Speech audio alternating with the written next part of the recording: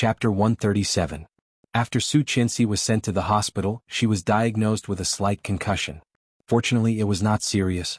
She could go home after a short rest. For the next 2 or 3 days, Li Xiqing asked for leave for Su Qianxi and did not go to school. However, this matter soon reached the ears of the Li family and Tang Jinghao. On the 3rd day of her rest at home, a phone call summoned her back to the old mansion. Not long after she arrived, Tang Jinghao took his daughter to the Li family's house. "Apologize to your sister-in-law," Tang Jinghao said sternly. Tang Mingqing looked aggrieved. Her eyes had become like a goldfish's.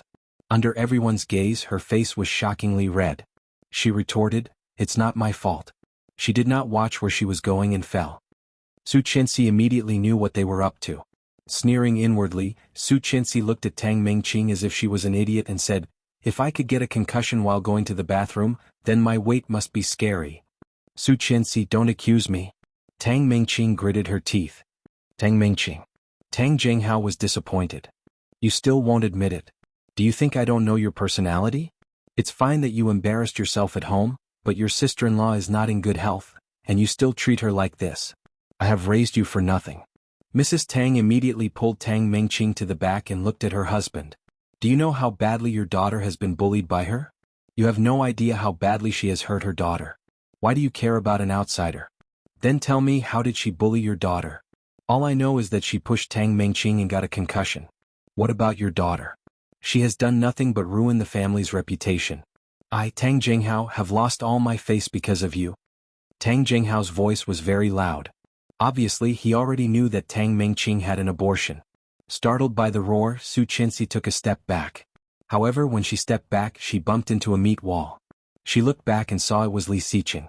Li Xiqing naturally stood next to her, watching the farce in front of him coldly. Captain Li heard the noise and came out. Leaning on his cane, he asked coldly, "What happened?" "Uncle Li?" Tang Jinghao immediately calmed down and told him the purpose of the meeting. Tang Mingqing looked reluctant. "She bullied me first. You have no idea how badly she scratched me. It still hurts." "Where did she scratch you? Why don't you show me?" Qin Shuhua's voice came from inside. "Speak with evidence. If you have solid evidence, this matter will end here. If not, you must apologize to Su Qianxi today."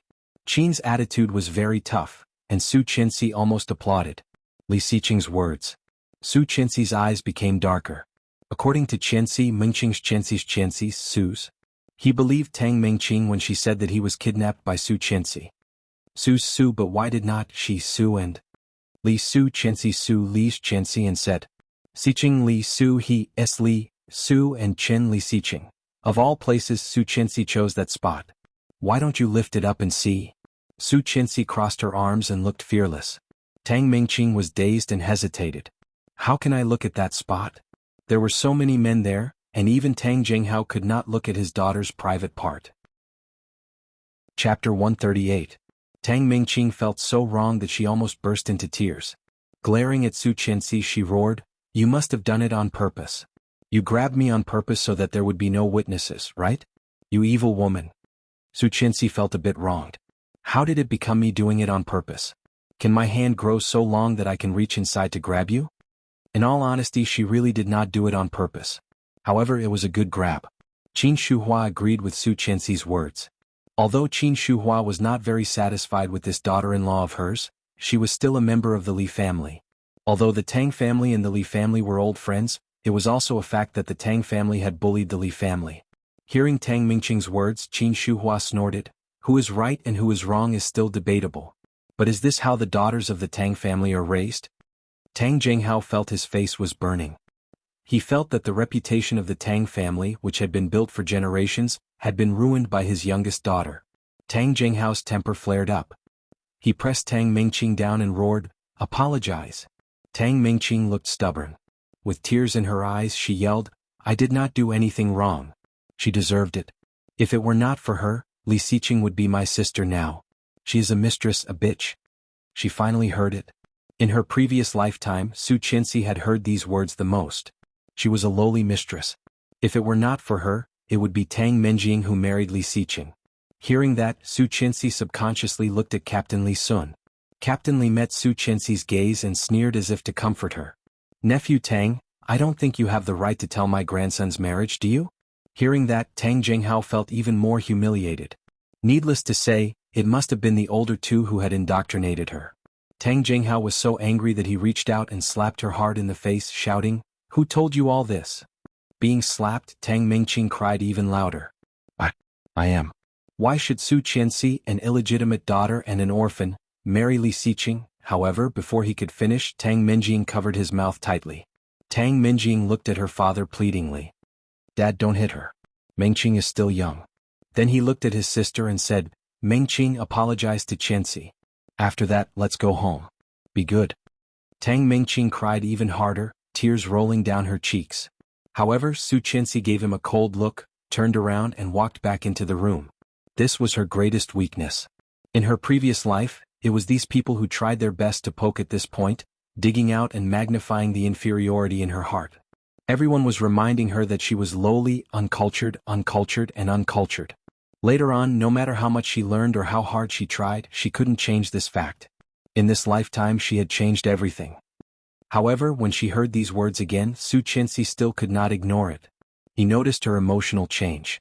The moment she turned around, he grabbed her wrist and said, "I don't care." His low voice was like rich coffee, making Su Qianxi stop and stiffen. Chapter 139. His voice came from behind her once again. It was as low as a feather, but it shook her entire world. She felt tears welling up in her eyes.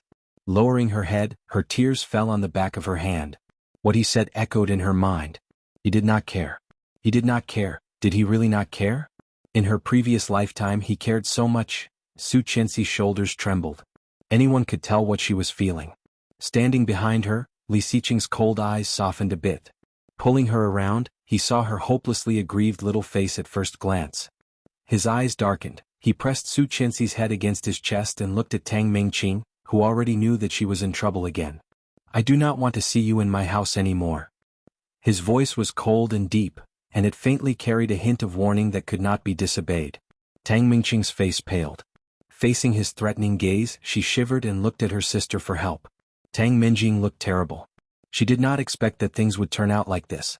In this way she was even further away from the Li family. "Go back." Old Master Li also ordered them to leave. "Our family is so uneducated and uncultured that we can't welcome distinguished guests like you." Of all the people Tang Jinghao respected the most, Old Master Li Sun was number one. Hearing that, even Tang Jinghao was a bit anxious and said, "Uncle Li, go." Captain Li did not want to look at him and waved his hand. Soon the Tang family left. Captain Li waved his hand and said, "Xiqing, take your wife back. I should not have asked her to apologize. She is so ungrateful." Qin Shuhua looked regretful and said to Su Qianxi, "Don't mind what that girl said. You are so much better than Tang Mingqing." Su Qianxi nodded, but there was another knot in her heart. She was so much better than Tang Mingqing. Then what about Tang Minjing? Qin Shuhua was still holding back when she said that. In fact, she still hoped that Tang Minjing would be her daughter-in-law. Slightly disappointed, she wiped her face and whispered, "Thank you, Mom." Li Xiqing saw her insincerity and pulled her. "Let's go. I'll take you to dinner." He asked her to choose a restaurant. She told him the name of a restaurant and asked him to drive her there. When he arrived, he realized it was a hot pot restaurant. "I used to come here when I was in a bad mood." Of course, this was referring to his previous life. However, Li Xiqing did not know that. Thinking that she was talking about the time before she married him, he nodded. Sheng Shiming often brought her to this hot pot restaurant. He once said that life was like a hot pot. At the beginning, the soup was clear and fragrant. However, most people would add a lot of things into the pot, stirring up the soup into a mess. However, he enjoyed the process of muddying the soup like a dictator. Although it was a bit strange, she liked what he said. He did not like coming to this kind of occasion and frowned. However, seeing that she was in a better mood, he suppressed the urge to leave and followed her in. Chapter 140. Although it was a hot pot restaurant, it was a quiet and comfortable place. Li Xiqing looked around and reluctantly accepted the decision to eat here.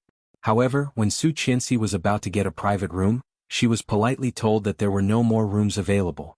"Then let's have the lobby." However, she immediately swallowed her words and looked at Li Xiqing. How could someone like Li Xiqing be willing to sit in the lobby? Seeming to feel her hesitation, Li Xiqing looked over and arched an eyebrow. "Do you really want to eat?" Su Qianxi hesitated and nodded. It had been a long time since she had tasted the food here. Now that she was here, she really did not want to leave. Seeing the disdain in Li Xiqing's eyes, Su Qianxi quickly said, "It's okay if you don't want to eat. Let's go to another place." Here, Li Xiqing interrupted her. "Help us find a quiet place to sit." Su Qianxi was pleasantly surprised and blinked. "Okay." The waiter smiled and took them to a seat next to the bed. It was in the corner but had a good view. "Mr. Li, this is the best seat in the lobby. You can press the call button if you need anything.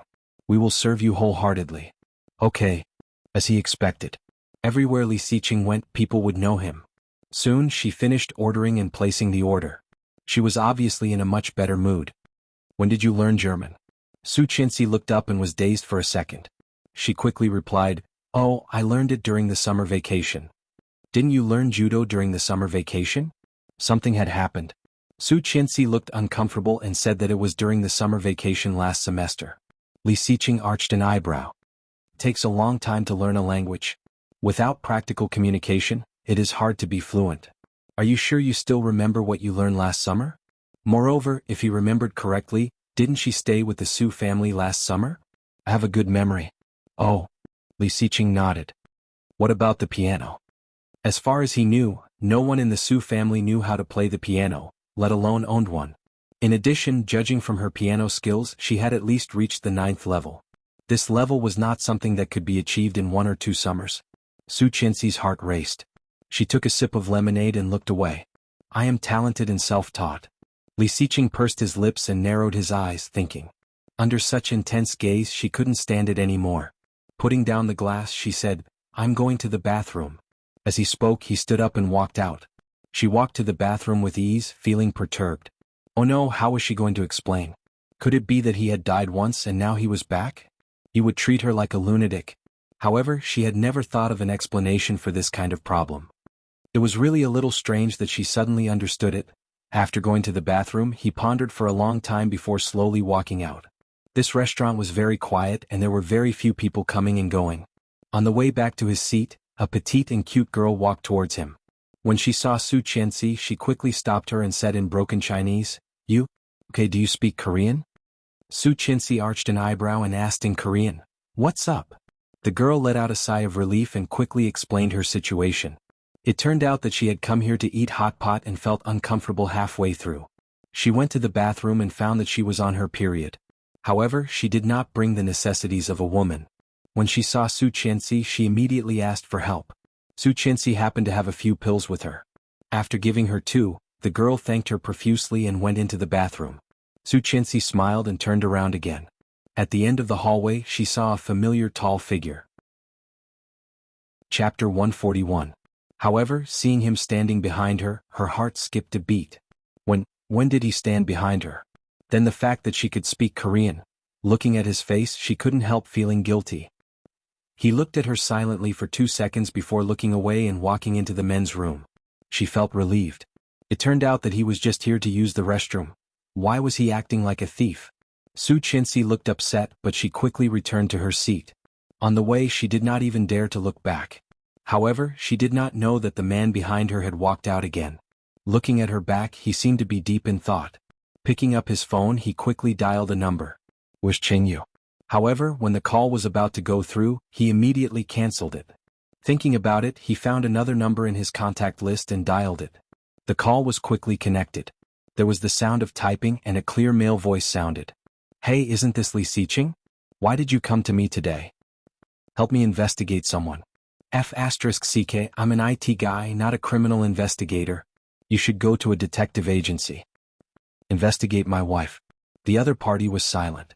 After a few seconds he asked, "Why?" Weird. Well, she had long been used to second young Master Li's concise words. "Well, only I can do such a secretive thing. I'm currently developing a holographic projection technology, but I'm still short of funds." You. Zhang Heng was speechless. "How much?" 10 million. Blackmail? The other party chuckled. "I'm in trouble." It was rare for Li Xiqing to ask him for a favor, so how could he not blackmail him? "Yes, give me the results in 2 hours. The more detailed, the better." Hey, wait. Do you want to know about my feelings, my background, or something else? Did she put on a hat for you? How dare she? Li Xiqing's eyes darkened. "I want to know everything about her, no matter how big or small." Got it? It's still the same account, don't forget I love you au moi. Li Siqing immediately felt speechless and hung up the phone. He put away his phone and walked back to his seat. At the same time the sound of flushing came from the bathroom. Sheng Shiming pretended not to care and went to wash his hands. However, when he saw Li Siqing's back, his heart sank. Isn't this guy Miss Su's husband? He wanted to investigate Su Qianxi? He had thought that their relationship was good, but now it seemed that their relationship was damned good. After washing her hands in silence, she followed him. Her eyes seemed to unintentionally look in the direction of Li Siqing and immediately saw Su Qianxi. Shiming, what are you looking at? The food is ready, Song Yifan called. Yes. Sheng Shiming sat down, looked at Song Yifan and said, Do you remember Rong Xian? Song Yifan's hand paused in the middle of cooking the hot pot. He looked over with a cold look. Rong Xian. This name had stunned them for a long time, but in the end, it also became a taboo name for each other. Chapter 142. Song Yifan looked down and slowly processed the ingredients. He said calmly, You must be mistaken. Xian died a long time ago. No matter how similar they look, it can't be her. Sheng Shiming also became silent. After a while he continued, They really look alike. At first glance I thought I saw Xian. If she had a child back then she would probably... Song Yifan's hand slightly trembled. His eyes, which were usually calm and gentle, had a trace of emotion. Where is she? Sheng Shiming pointed to a corner by the window. From their point of view, it was completely blocked by the high sofa. Song Yifan put down his chopsticks, stood up and looked over. However, before he saw it, there was another person in front of him. It was the owner of the hot pot restaurant. He smiled politely and said, Mr. Song, what do you think? Song Yifan frowned, looked over again and saw a soft and beautiful face. Okay, but I want to add one more condition. Seeing Li Siqing coming back, Su Qianxi felt a bit nervous. Silently cooking the ingredients, she pretended that she did not know he was back. Li Siqing did not speak either. The atmosphere was a bit awkward. The sound of microphones came from all directions, a bit sharp and harsh. Good afternoon, everyone. It's a pleasure to see you here. Many people only listened for a while before they lowered their heads and continued eating. Today Mr. Song Yifan has also come to our restaurant. Do you want to hear him play? Song Yifan. Hearing the name, many people looked up and immediately responded, Yes. Is it really Song Yifan? No way. Is it just a gimmick of the hot pot restaurant? Su Qianxi looked over and could see a piano in the center of the hall. In front of the piano there was a person standing. It was him who had just said the words. Let Mr. Song see how enthusiastic you are. Let's cheer together. Song Yifan, Song Yifan, Song Yifan. All the people in the restaurant began to shout. Everyone was looking around, trying to find Song Yifan. Su Qianxi was no exception. After a while, she saw a man in his 30s or 40s standing up in a corner. He was tall, thin but healthy. He walked leisurely to the piano, dressed in casual clothes. He looked soft and casual, but his elegant aristocratic aura was still strong. When Su Qianxi saw his face, she immediately held her breath, and her heart raced with excitement. This person's Song Yifan? Song Yifan, one of the best pianists in the world and the only Chinese in the International Piano Association? How could she meet Song Yifan in such a place? Heavens, she wasn't dreaming, was she? The idol he worshipped the most in both his previous and current life, as well as the only person he worshipped, was actually here. Was too amazing. Widening his eyes in disbelief, he wanted to take a closer look, but his eyes inadvertently caught sight of a familiar figure standing up as well. Uncle Sheng? Uncle Sheng was having hot pot with Song Yifan? Yes, Uncle Sheng and Song Yifan seemed to be good friends. Chapter 143. It was said that when they were young they even had a falling out over a woman. Later, Song Yifan went to France and became an international pianist, while Li Siqing became one of the top lawyers in Kingstown. Kingstown was the memory of the three of them. In her previous life she had never met Song Yifan, nor had she heard anything about Song Yifan from Uncle Sheng's mouth other than the past. How come, could it be that this was also the trajectory that he had changed? No, that was not right. He had nothing to do with her, right? While Su Qianxi was dazed, Song Yifan had walked onto the stage and stood next to the host. Putting one hand on the left side of his heart, he bowed and said, Hello, everyone. I am Song Yifan. It really is Song Yifan. I can't believe I'm eating at the same hot pot restaurant with Song Yifan. So happy. This restaurant is so rich. They can even invite Song Yifan. Are you stupid? Obviously Mr. Song is just here for dinner. Who would be dressed like this? But, he is so handsome. Hearing the screams of the girls around her, Su Chenxi's heart was pounding, and her eyes were shining. Wipe your saliva, Li Xiqing said coldly, which dazed Su Chenxi. She subconsciously touched her chin.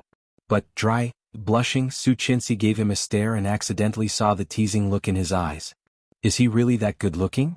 He was just an old man, not even 1/10 as good-looking as him. Did he have to look like that? Blushing, Su Chenxi took a sip of water. Of course he is good-looking. He frowned slightly. He seemed to have married an infatuated woman. Could it be that a man who was slightly better-looking would be able to abduct her and take her away? It is our honor to welcome Mr. Song to our restaurant. All meals are 20% off today. In addition, we would like to invite a lucky customer to play a song with our international pianist. I wonder who will have the honor?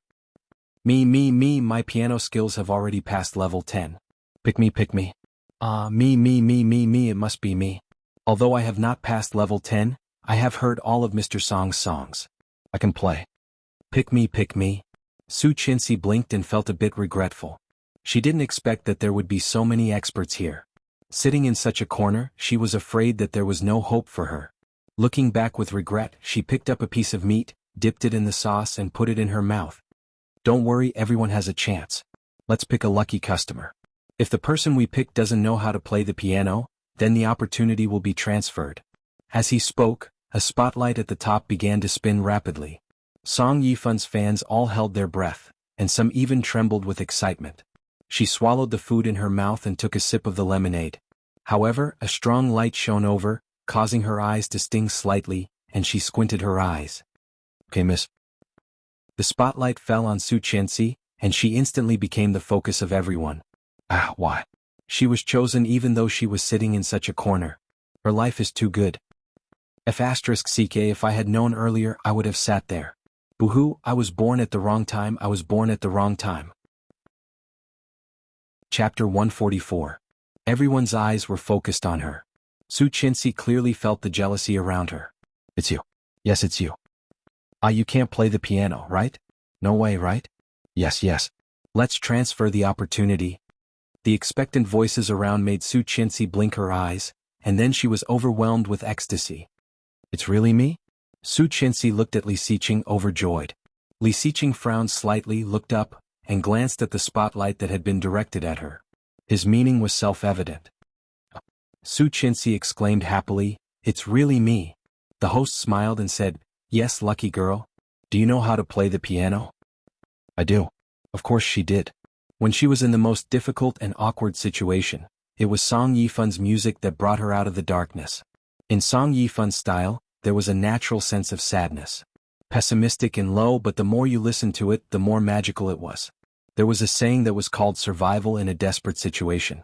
Song Yifun's music had this feeling the most. It was magical and beautiful. It was also because of Song Yifun that Su Chenxi decided to learn the piano.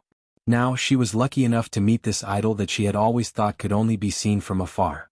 She did not expect that she would have the opportunity to play with him. Su Chenxi's heart almost jumped out of her chest, filled with nervousness and excitement. Seeing Su Chenxi like this, the host felt a bit strange. This girl did not seem to be any different from other fans, and it looked like she was seeing Song Yifun for the first time. Why did Song Yifun treat her so differently? Although curious, the host still had to maintain his professionalism. He waved at Su Chenxi and said, "Can you come to the front?" "Yes." Almost jumping up and down, Su Chenxi quickly got up from her seat and walked toward the stage where Song Yifun was. At this moment, Su Chenxi felt like she was surrounded by dozens of pairs of eyes, feeling very nervous. But soon she relaxed again. Phew. It was no big deal. She could just pretend that she was at a party. Thinking about it this way, Su Chenxi's condition was undoubtedly much better. Stepping forward, she clearly noticed that Song Yifun was looking at her. His gaze was deep and indescribable. It was like looking at an acquaintance.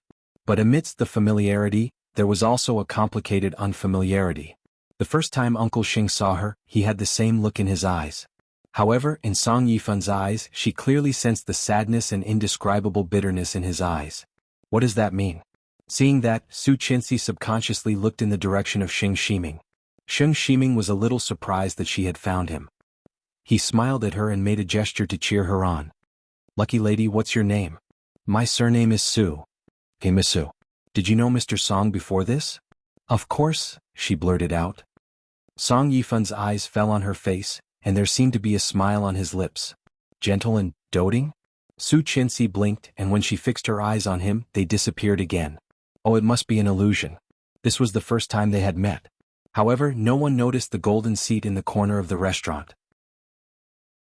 Chapter 145. Feeling the unfriendly stare, Song Yifan looked at the corner. Instantly, their eyes met. His warm and deep eyes seemed to have collided with an extremely cold glacier. For a moment, their gazes were intertwined. Song Yifan clearly saw the warning and displeasure in the cold man's eyes and was a bit surprised. If he remembered correctly, this young man should be Li Xiqing, the new upstart in the business world in Kingstown. Seeing the unfriendly stare from Li Xiqing, Su Qianxi felt a bit uneasy. How could she forget that Li Xiqing was still here? However, what should she do now? He did not seem very happy. Should she give up the opportunity to be intimate with her idol? No way. This was the only time in her 2 lifetimes. Besides, she had never been very lucky. If she missed this chance, would she ever have another chance? No, not again. Gritting her teeth, facing Li Xiqing's cold stare, she turned around and turned her back to him. Seeing this, Li Xiqing's eyes became darker and darker. This woman was getting bolder and bolder. Seeing this, Song Yifan knew that they must know each other, so he nodded at Li Xiqing with a friendly smile. However, in Li Xiqing's eyes, Song Yifan's smile was completely different. Was this old man provoking him? Turning his eyes, he looked at Xing Shiming, who was standing not far away from Song Yifan. It seemed that these 2 old men wanted to work together to steal his wife. Coincidence? Lucky client? Su Qianxi had been picked out from such a corner. It would be an accident. However, Li Xiqing really could not figure out what attracted them to Su Qianxi. Miss Su, do you know how to play Qi Xian? Song Yifan's voice was deep and husky, unique to a mature man. Hearing it, Su Qianxi felt like she was going to melt. She nodded again and again. Su Qianxi wanted to say something, but found herself too nervous and excited to say a word. Song Yifan's eyes softened when he looked at her. She was really very similar to her. No wonder Xing Shiming would have such a reaction. Then shall we begin? The audience was full of jealousy, wishing they could replace Su Qianxi and become the one to play with their idol. She nodded, and after he sat down, she sat next to him. Qi Xian was the song that made Song Yifan famous. This piece amazed the entire piano association. It was also this song that made Song Yifan famous and honored. The familiar music sounded, and everyone quieted down, quietly listening to this rare live performance. Song Yifan went from alto bass, and Su Qianxi naturally went from alto treble. The first half was a bit low. After Song Yifan finished, Su Qianxi's fingers fell on a white key. Wrong. As soon as she pressed it, someone immediately shouted, "Does that woman know how to play Qi Xian? That is not the sound." These words were echoed by many girls who were already feeling unbalanced. Don't force yourself if you don't know. You're embarrassing yourself. That's right. Sai, if I go up, there will definitely be no problem. Song Yifan frowned and turned to look at Su Qianxi. It seemed that Su Qianxi did not hear the voices around her at all, focusing on the keys. Her fingers were long and slender. She was born to play the piano. The sound of the piano gradually became louder. The sad and loving music filled the restaurant and seeped into everyone's ears. Those who had just ridiculed Su Qianxi gradually became silent. Song Yifan was the most touched. He gradually stopped playing and looked at the girl he had met for the first time. Su Qianxi seemed to have entered a place where no one was around. Her side profile was as tranquil as a painting. Although she did not have any makeup on, she was more stunning than any makeup. One glance was enough to take one's soul. The person in front of him and the face in his memory merged into one. Song Yifan's eyes, which had been calm before, were suddenly filled with glints. Chapter 146. As the sound of the zither faded, the entire hall was filled with thunderous applause. As for Song Yifan, after the first part he did not play anymore. It was almost Su Qianxi's show. Who is this? She played so well. I have never heard of her, but she is so pretty. So pretty? I heard that Song Yifan is not married yet. They look quite good together. Song Yifan is obviously much older than her. Besides, he came with a boyfriend. Look over there. Hearing that, many people looked at the place where Su Qianxi had been sitting. Wow, so handsome. Isn't that Li Xiqing? Li Xiqing. No way, it's really Li Xiqing. Oh my god, what kind of luck do I have today? I can't believe I saw so many VIPs.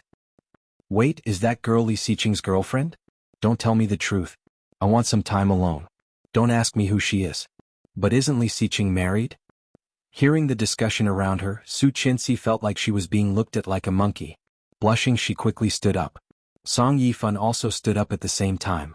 Almost at the same time they bowed to each other. Husband and wife. Someone with a cheap mouth shouted, causing the surrounding people to roar with laughter. Su Qinxi's heart raced, but she did not feel offended by the teasing. After all, he was her idol.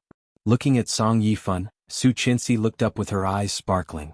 She summoned up her courage and said, "Mr. Song, can I take a picture with you?" "My pleasure." Song Yifan's words made many girls scream again. "I'm going to faint. Song Yifan is so gentlemanly and mature. I want to be his fan." Mature men are indeed the most attractive. However, when Su Qinxi picked up her phone and turned on the camera, a big hand blocked her phone and snatched it away. Su Qinxi was startled. Turning around, she saw a handsome face that was obviously displeased and gloomy. Her heart skipped a beat, and the impulse to get angry immediately softened. He. When did he get up there? She actually did not notice anything at all. But under such circumstances he was a little anxious. He stretched out his hand wanting to snatch it back. "Give me back my phone." Li Xiqing's face became colder. Putting the phone behind him, he took the opportunity to hold her in his arms. All she could see was her phone. Standing on her tiptoes, she reached behind him. "Give it back to me. Why did you take my phone? You're not allowed to take pictures." The cold voice was filled with displeasure. "I won't allow it." His voice was extremely low and cold. Su Qinxi was a bit angry. "What? That's my phone and I'm not taking pictures with you. Why can't you let me?" It was precisely because it wasn't with him that he wouldn't allow it. Even Li Xiqing was shocked by the idea. However, when Su Qinxi stood with Song Yifan, he felt uncomfortable. Ignoring her protest, the arm around her waist tightened and said firmly, "Go home." It was also because of this that Su Qinxi realized how intimate they were at this moment. Under everyone's gaze, her whole body was almost pressed against him. As she moved, she could clearly feel the warmth of his body. Looking around, she found that almost everyone was looking at her. Blushing, Su Qinxi quickly lowered her head. Chapter 147. Hearing the exclamations around her, Su Qinxi lowered her head, wishing she could find a hole to hide in. Pushing him, she whispered, "Let go of me." Li Xiqing looked down and could see her pink ears. Cute." He raised his hand and covered her ears. Under Su Qinxi's shocked gaze, he looked at Song Yifan. "I've heard a lot about you, but we should go." Seeing the obvious displeasure in Li Xiqing's eyes, Song Yifan smiled warmly. Nodding, Song Yifan reached into his pocket and took out a card. "This is my business card. Miss Su, we can keep in touch." Song Yifan's business card. Oh my god. Damn, I'm so lucky. Why didn't he pick me? The audience was excited and Su Qinxi was jumping for joy. Keep in touch? Her idol had given her his business card and asked her to keep in touch with him. Since she came back to life, it was the first time that Su Qinxi had been so happy and lucky. Excitedly slapping his hand away, she turned around and held the small card in her hand. On the card there was only a name, a number, and an email address. There was no title, but it was completely Song Yifan's style. Su Qinxi couldn't help but think of a saying, being low-key is the best way to show off. Can we go home now? Li Xiqing's gloomy voice came to Su Qinxi's mind. She nodded and looked at Song Yifan. Then, I'll go. Yes, is this your boyfriend? Song Yifan asked. Su Qinxi blinked. Boyfriend? To her, these three words were too far away from her. She had never had a boyfriend before. Shaking her head, Su Qinxi smiled. However, before she came back to herself, she felt a chill behind her. Looking back, she saw Li Xiqing's cold eyes. Feeling cold, Su Qinxi said sensibly, "Let's go home." Getting off the stage and walking out of the restaurant under everyone's gaze, Su Qinxi held the business card tightly in her hand. Her heart was full of excitement. Today she had not only solved Tang Mingqing's problem, but also met Song Yifan and got the business card of her idol. Su Qinxi felt that she was so lucky. Staring at the business card, she followed him closely. However, in a moment of inattention, the man in front of her suddenly stopped. Su Qinxi was caught off guard and bumped into his strong back. Her nose was sore. With a pained expression, she covered her nose and looked at him with teary eyes. It hurts? He looked back, but his eyes fell on the business card in her hand. Soon he looked away. Is it that nice? Su Qinxi blinked and smiled. You look good. Seeing their idol's name card was like seeing their idol in person. How could it not look good? Li Xiqing's eyes darkened as he reached out and took the card from her hand. Let me have a look. The card was suddenly taken away. She was shocked and reached out to grab it. However, she did not know if Li Xiqing's fingers had been touched by her, or he had deliberately loosened his grip. The card instantly fell from his fingers. It was a sunny and windless day in Connecticut. The business card fell vertically. Under Su Qianxi's nervous gaze, it went into the gap of the drain not far from their feet. Chapter 148. Ah, business card. She screamed and immediately took a step back, squatting down. In front of her was a dark ditch, water was flowing, and there was a constant stench. The smile on her face suddenly disappeared. She looked up and roared, "Why did you take my business card? Besides, the road was so wide and spacious. Why did he stop in front of the ditch?" Not only did he stop, but he also took the business card at this time and, accidentally, dropped it. Could it be that he did it on purpose? However, Li Xiqing would not do such a stupid thing, would he? Li Xiqing glanced at her, and a trace of meaning flashed in his eyes. Was this woman throwing a tantrum at him? Oh. It seemed that not only was she getting bolder, but her temper was also getting worse. He reached out and picked up the girl squatting on the ground.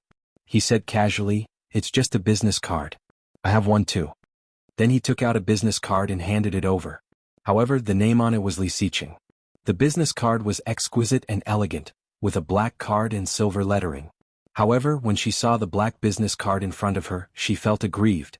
Stomping her feet, she turned around and left. Seeing that she ignored him and left, Li Xiqing's eyes darkened. "Where are you going?" "Home. The car is in the back. I'll go back myself." Li Xiqing raised an eyebrow in surprise. Was she throwing a tantrum? He had thought that she would not throw a tantrum. She looked exactly the same as she did on the first 2 days of their marriage. However, she was much better than before. When he was about to go up, his phone rang. It was Luo Zhan, one of his few good friends. Li Xiqing put the phone to his ear and did not make a sound. "Young Master Li, how much time did you give me?" "Amnesia? No sense of humor at all. Did you find it?" "Of course, but you have to be mentally prepared." Li Xiqing vaguely had a bad feeling. Was there really something wrong with Su Qianxi's background? Su Qianxi, right? Although her last name is Su, she grew up in an orphanage. "Tell me something I don't know," Li Xiqing interrupted. Luo Zhan said. "This is called foreshadowing." "Foreshadowing, understand? This is the same logic as when you go to bed. Without foreplay, how can there be a climax? Don't you think so? Speak human language. Why are you in such a hurry? You will become a 3-second man if you are anxious." Luo Zhan laughed. Driving Li Xiqing crazy was his greatest pleasure. Li Xiqing suppressed the urge to hang up and gritted his teeth in silence. Luo Zhan sensed the sense of crisis and immediately became serious. He coughed lightly and said, "Back then Su Han, the daughter of the Su family, disappeared mysteriously at the age of 17. According to the investigation, she should have been sold to the deep mountains in the countryside and had a child." Li Xiqing narrowed his eyes. "You mean, it's very likely that your wife is the child that was born from that ****. Chapter 149. I haven't called the 10 million yet. Luo Zhan shivered and immediately sat up straight, yelling, "Damn, you are so disloyal.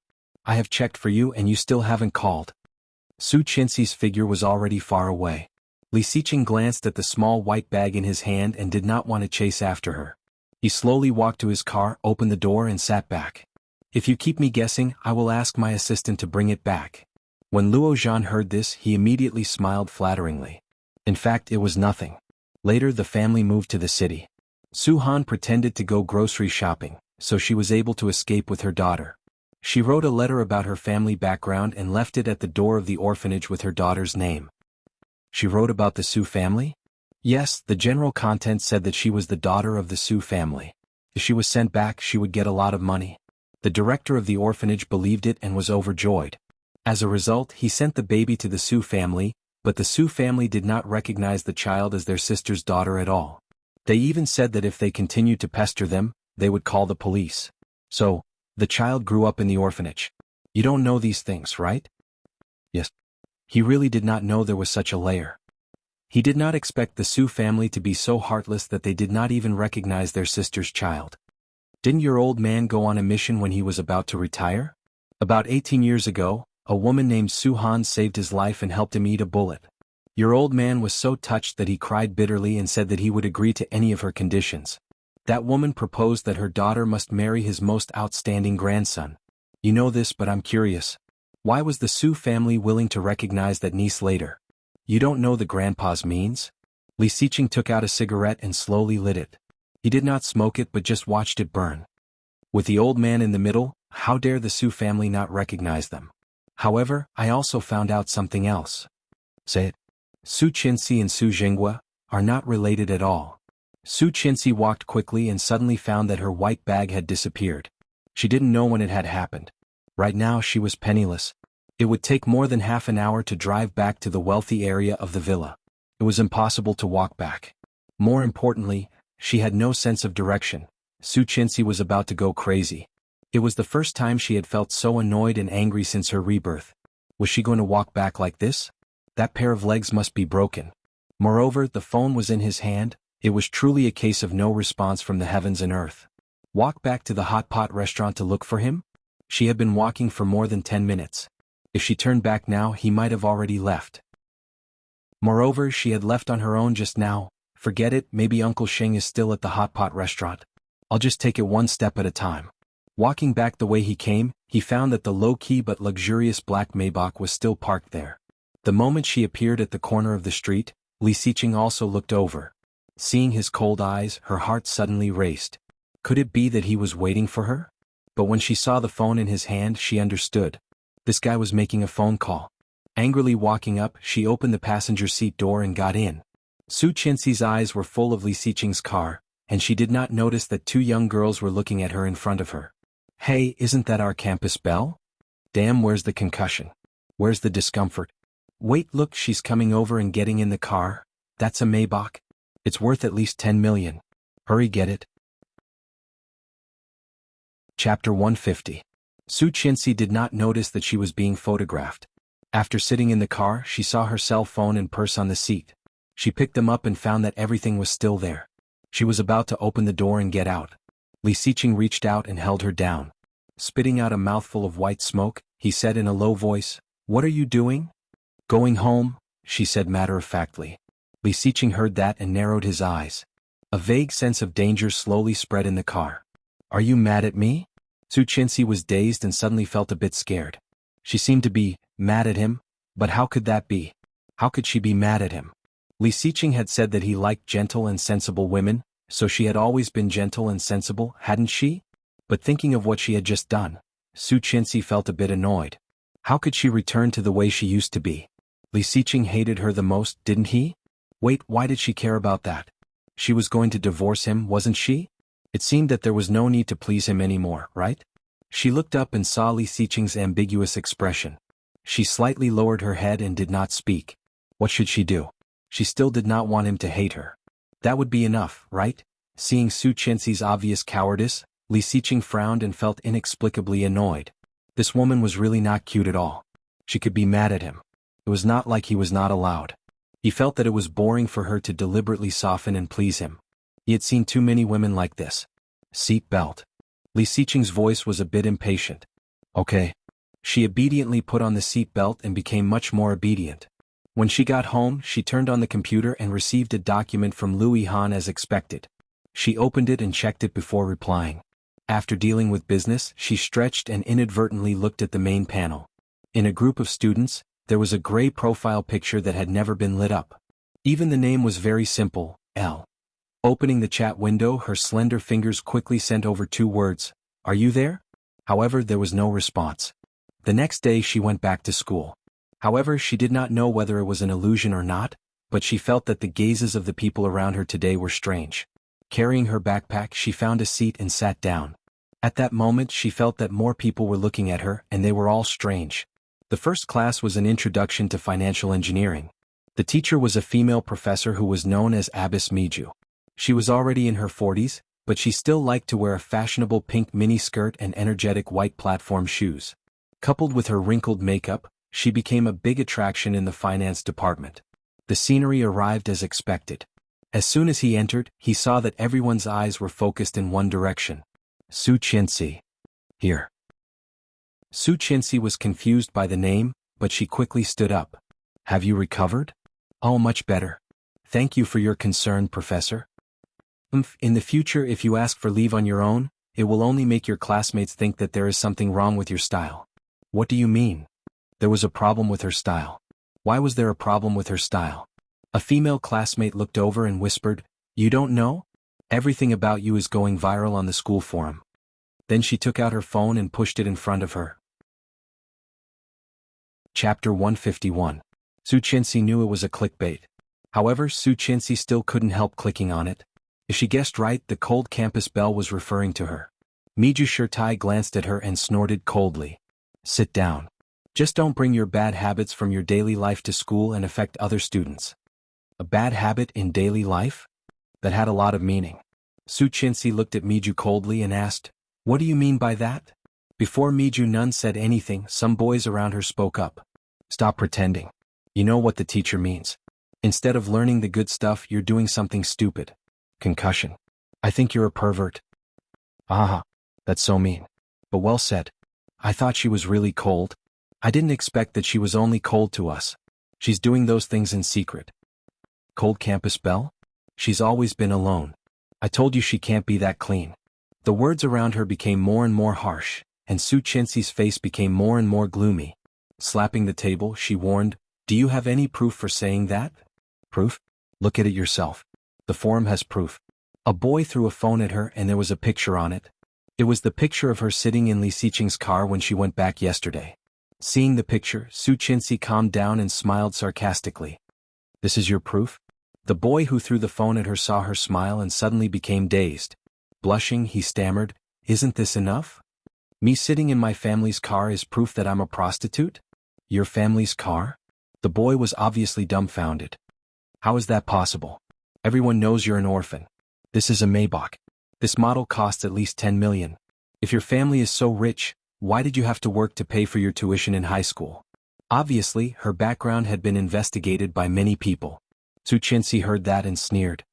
I wonder if you know about Lu Ainan's incident. As he spoke, he tidied up the books on the desk and stuffed them into his bag. Seeing that Su Chinsi was about to leave, Abbess Miju was furious. Su Chinsi, where are you going? Skipping class. She did not look back. Out of sight, out of mind, with such a teacher and students. Out of the classroom, Su Chinsi pretended to be calm, but she soon collapsed. Who was so gossipy to actually talk about her like that? She opened Weibo and searched for Lu Ainan's case. As the news went down, the video and the news about Mrs. Li all disappeared. The rest was all about Lu Ainan. No wonder no one in the school recognized her as one of the protagonists of the Lu Ainan incident. Forget it. There was no lack of gossip in a place like the school. Maybe in 2 days this matter would be over. However, she had obviously underestimated the influence of such a thing. In less than 2 days, this matter had already risen to the level of gossip news, becoming the headline of all the major news outlets. Captain Li was sitting in the backyard playing games on his phone with his glasses on. Suddenly, a message popped up with a striking title. The campus belle of Kingstown University is suspected to have a mistress. She is an orphan, but she wears designer clothes and is driven to and fro by luxury cars. The female university students nowadays are really messy. Their morals are getting worse by the day. Captain Li sighed, but soon remembered something and straightened up. Isn't the campus belle our Chanshan? Chapter 152. Li Xiqing had just finished the meeting when his phone rang. He clicked it open and saw it was from Dear Baby Grandpa. Seeing the name, he was speechless. Grandpa must have secretly changed the name on his phone again. After changing the name to Grandpa, he clicked on the message. Reading the content of the news, Li Xiqing's eyes gradually became cold. He picked up the phone and dialed the internal line. Soon Qingyu came in. Boss. Li Xiqing threw the phone over. Take care of it. Qingyu took the phone and suddenly laughed. What's wrong with these people? However, she did not say anything and turned to leave. Less than 10 minutes after she left, she came back in, frowning. Boss, things seem to be a bit troublesome. Li Xiqing looked up from the pile of documents and looked at Qingyu. Qingyu looked embarrassed and said, There is something new on the internet. Li Xiqing handed the phone over and there was another eye-catching title. Breaking. The campus belle of Kingstown University is promiscuous and has been with several men at the same time. The temperature around Li Xiqing suddenly plummeted, and a dangerous atmosphere quickly spread. Cheng Yu only felt a chill run from the top of her head to her toes, and she silently shrank back. Clicking on the news, the first picture was the one of Su Qianxi and Louis Han seemingly kissing. How could it be? He had clearly deleted that picture from Tang Mingqing's phone. How could there still be one? Frowning, he scrolled down and saw Su Qianxi getting out of a red Renault. It was Louis Han's car. Further down, it was Su Qianxi holding Grandpa's arm and smiling. Then, Su Qianxi and Xing Shiming were sitting opposite each other. Su Qianxi and Louis Han were talking and laughing in the hospital bed. Su Qianxi and Louis Han were sitting opposite each other in the coffee shop. Su Qianxi and Fu Lingbing were standing side by side, clinking glasses and drinking. Looking at their clothes, it was from the high school reunion. Further down, it was a picture of Su Qianxi and Su Jinghua eating alone in a restaurant. There was no text description, but all the pictures combined with the title did not need any explanation. All of this was enough for everyone to imagine a blockbuster movie about a delinquent college student who was desperate for money. However, what bothered him was that if he had not been supervising her all the time, it would have been impossible to collect so many photos like this. Li Xiqing narrowed his eyes. Who had been following Su Qianxi? Standing up, he took his coat from the tripod and walked out. Find the source of the picture as soon as possible. The person behind this had obviously been plotting this for a long time. He wanted to see who was so bold. Cheng Yu was shocked. Yes. As soon as the new news came out, the posts that had been cooling down in the school forum were immediately pushed up again. Everyone was gossiping about the romantic history of the campus belle. Su Qianxi suddenly became a popular figure in the school. It was a public elective class in the afternoon. She never had the habit of being late, so she arrived at the classroom 5 minutes before the class started. Although she had attracted a lot of attention along the way, she had become accustomed to such gazes over the past few days. She didn't care and just sat in the classroom. However, in less than 2 minutes, the principal came to the door of the classroom and said to Su Qianxi, "Student, come out for a second." Seeing this scene, someone gloated and shouted, "The promiscuous goddess is going to be fired." Chapter 153. Seeing this scene, someone gloated and shouted, "The promiscuous goddess is going to be fired." The news is out. How can such a person stay on campus? Kingstown University cannot afford to lose face like this. Now everyone is talking about the school's spirit. It would be strange if the school would let her stay. The discussions around them continued to ring out. Su Qianxi's heart sank. Putting down the book in her hand, she was about to get up when she heard the principal say, "Put your books away and follow me to the principal's office." Hearing that, there was an even greater uproar. Feeling the gloating gazes around her, Su Qianxi felt a bit cold. Following the principal all the way, she saw that the principal was not going to the principal's office but directly took her downstairs. President Wang, isn't the principal's office upstairs? President Wang did not pay attention to her and took her directly to the playground. Su Qianxi glanced over and saw a crowd of people. A series of interview and filming equipment were all available. Su Qianxi stopped, but those people did not intend to let her go and rushed forward. "Miss Su, wait a minute. Don't go, wait a minute." Su Qianxi would not listen to them. She immediately turned around and wanted to escape. You can't reason with such nosy reporters. This kind of people would only try to dig what they wanted and would never believe her words and explanations. In that case, she might as well not face them. However, President Wang had tried so hard to bring her here. How could he let her go? Quickly blocking her way, President Wang's expression was not very good. "Miss Su, no matter what, I have to give Kingstown University an answer. We cannot let the whole campus be affected because of your style." Hearing that, Su Qianxi was so angry that she laughed. "My style problem? President Wang, have you tried to find out the truth? Have you asked me what is going on?" As a teacher, following the crowd, the principal of Kingstown University is nothing more than this. Headmaster Wang's expression turned even uglier. He pushed her, forcing her to face the reporters who were constantly crowding around them. Those reporters were even more excited, wanting to put the microphone in his mouth and push him forward. Su Qianxi covered her face, not letting them take pictures, but there was always a hand grabbing her hand, and the camera kept shining on her face. "This is a live broadcast. I'm Wang Qinghua, the principal of Kingstown University. I hereby announce that this female student's behavior is improper. She has brought shame to the university and her classmates. She will be expelled. From today on, she has nothing to do with the university." Principal Wang's words made the surrounding reporters even more excited. "Miss Su, do you have anything to explain?" "Miss Su, I heard that you have a relationship with the old chairman of the Lee Financial Group. Is that true? Miss Su, how many men are you dating at the same time? Can you tell us? Su Chinsi was almost blinded by the flashing lights. Feeling dizzy, the only thing that echoed in her head was Miss Su, I. Beep beep, the sound of a car horn could be heard. Everyone stopped what they were doing and turned to look behind them. Hearing the whistle, Su Chinsi felt vaguely familiar. However, there was no time to think about it. Seeing that they were all distracted, she quietly turned and wanted to slip away. Catch her. She wants to run. Someone shouted, and all the attention was returned to Su Chinsi. Chapter 154. Miss Su, why do you want to run? Do you have a guilty conscience? Miss Su, do you really not have anything to say? Miss Su. Su Chinsi was annoyed by the way they kept calling her Miss Su. Turning around, she yelled, "You guys are so annoying. You don't believe me when I tell you the truth. Why do you have to force me to say that I'm a sugar daddy?" The reporters were silent for a second, but then they started to ask questions like crazy. Are you admitting that you're a sugar daddy? Miss Su, does your family know that you're so open? I heard that your sugar daddy is the president of SG Enterprise, right? Su Chinsi couldn't take it anymore and sneered, "Do you want to know the truth?" The reporters immediately quieted down, holding their breath, waiting for the next headline. The truth is that the car I got in was my husband's car, and the sugar daddy you've been talking about is Li Xiqing. Go ask him if you can. Then she turned around and walked away. However, these reporters were not to be trifled with. They immediately surrounded her, making it impossible for her to escape. Mr. Li is married. Don't you think it's shameless of you to say that? Although Mr. Li never appears in public, he is known for his integrity. Don't you think it's a slap in the face for you to say that?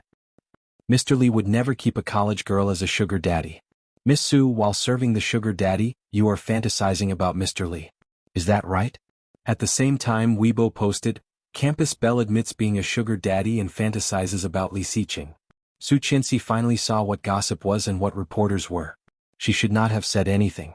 The more she said, the more mistakes she would make. She shut her mouth and tried to squeeze out, but it was a waste of effort. Beep beep. The whistle was louder and quieter than before. It was almost right in front of them. Many people were startled by the sudden loud whistle and quickly turned around, only to see a flashy and low-key black Maybach stop behind them. Su Chinsi looked at the car in disbelief. Wow, one of Beauty Su's rumored boyfriends. Someone shouted, and the reporters immediately changed their target and swarmed toward the black Maybach. The front passenger door was quickly opened. The flashing lights kept flashing, reflecting on the bright car, dazzling everyone's eyes. The car door opened and a long and powerful leg stepped out. A top-notch handmade blue and black striped suit appeared in front of everyone. As soon as he saw the clothes, he knew it was extraordinary. Many reporters with good eyesight quickly took a few close-up shots of the material. There was even a flamer who posted on Weibo on the spot with the words, "Breaking news. The school belle sugar daddy is wearing luxurious clothes and a luxurious car. His net worth is estimated to be over 100 million. But when the man in the car completely appeared in front of everyone, there was silence again. The man's figure was tall and straight, his face expressionless. Her almond-shaped eyes were bone-chilling and the aura around her was as cold as ice. Cold. But in the eyes of the reporters, there was a flame of restlessness.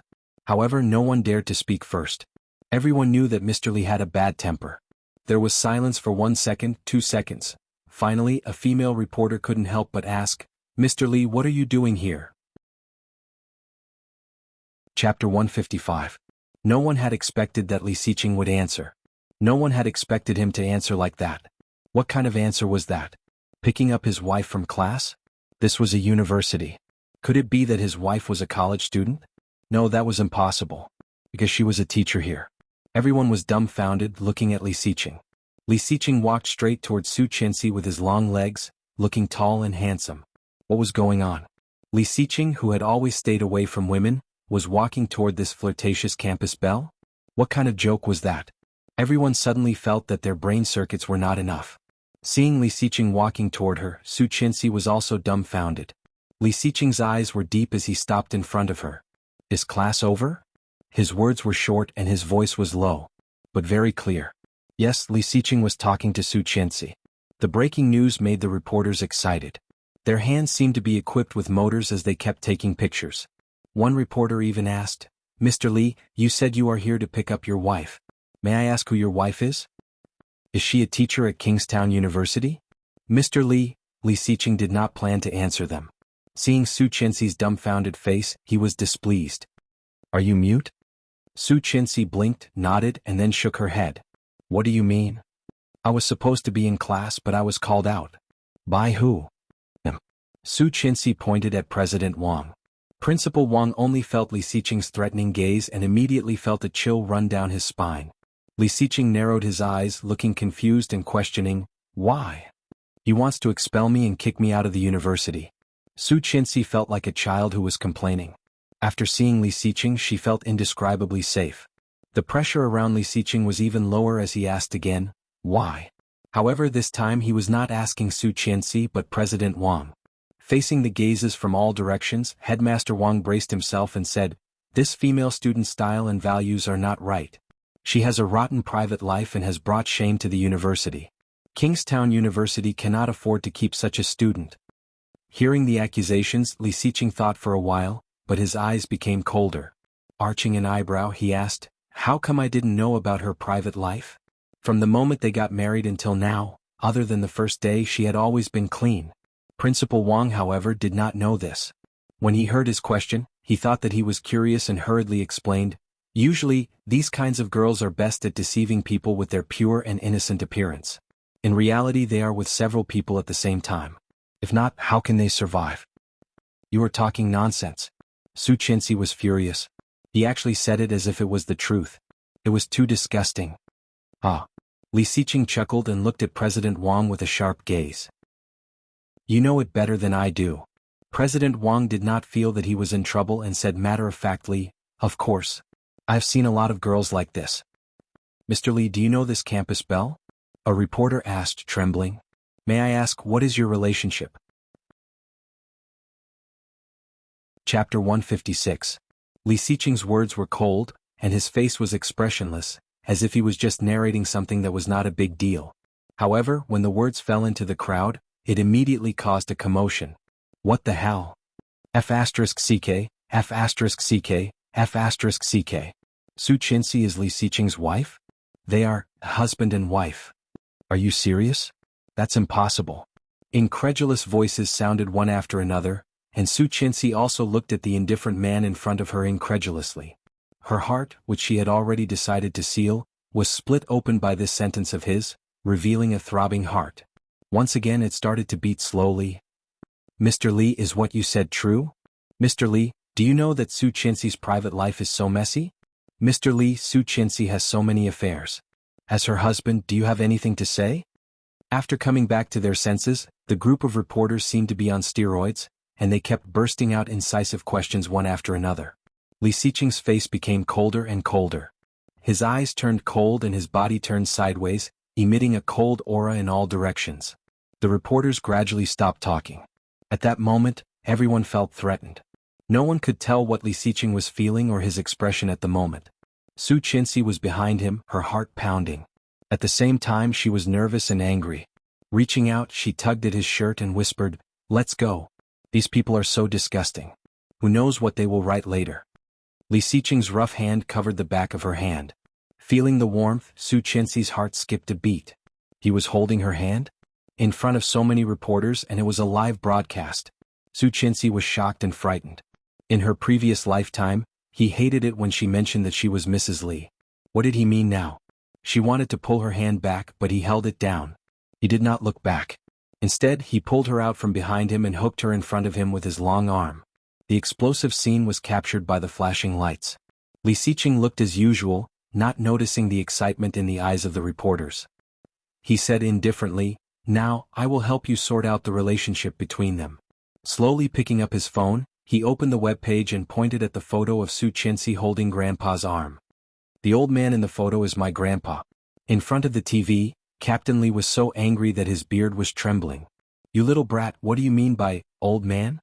Li Xiqing had no idea that he had been scolded by Captain Li. He continued, "Su Zhenghua is her elder." Hearing this, the person who edited the press release felt uncomfortable and coughed lightly. He was just having a meal with an elder. Could it be that he would get involved with an elder? The young master of the Fu family, a class gathering. Most people knew who Fu Lingbing was. Many reporters also knew about the class reunion, so they nodded. What about the last one? The man with the most close-ups and the most shots. There should be more to this, right? You should have nothing to say about this, right? Chapter 157. The scene was silent.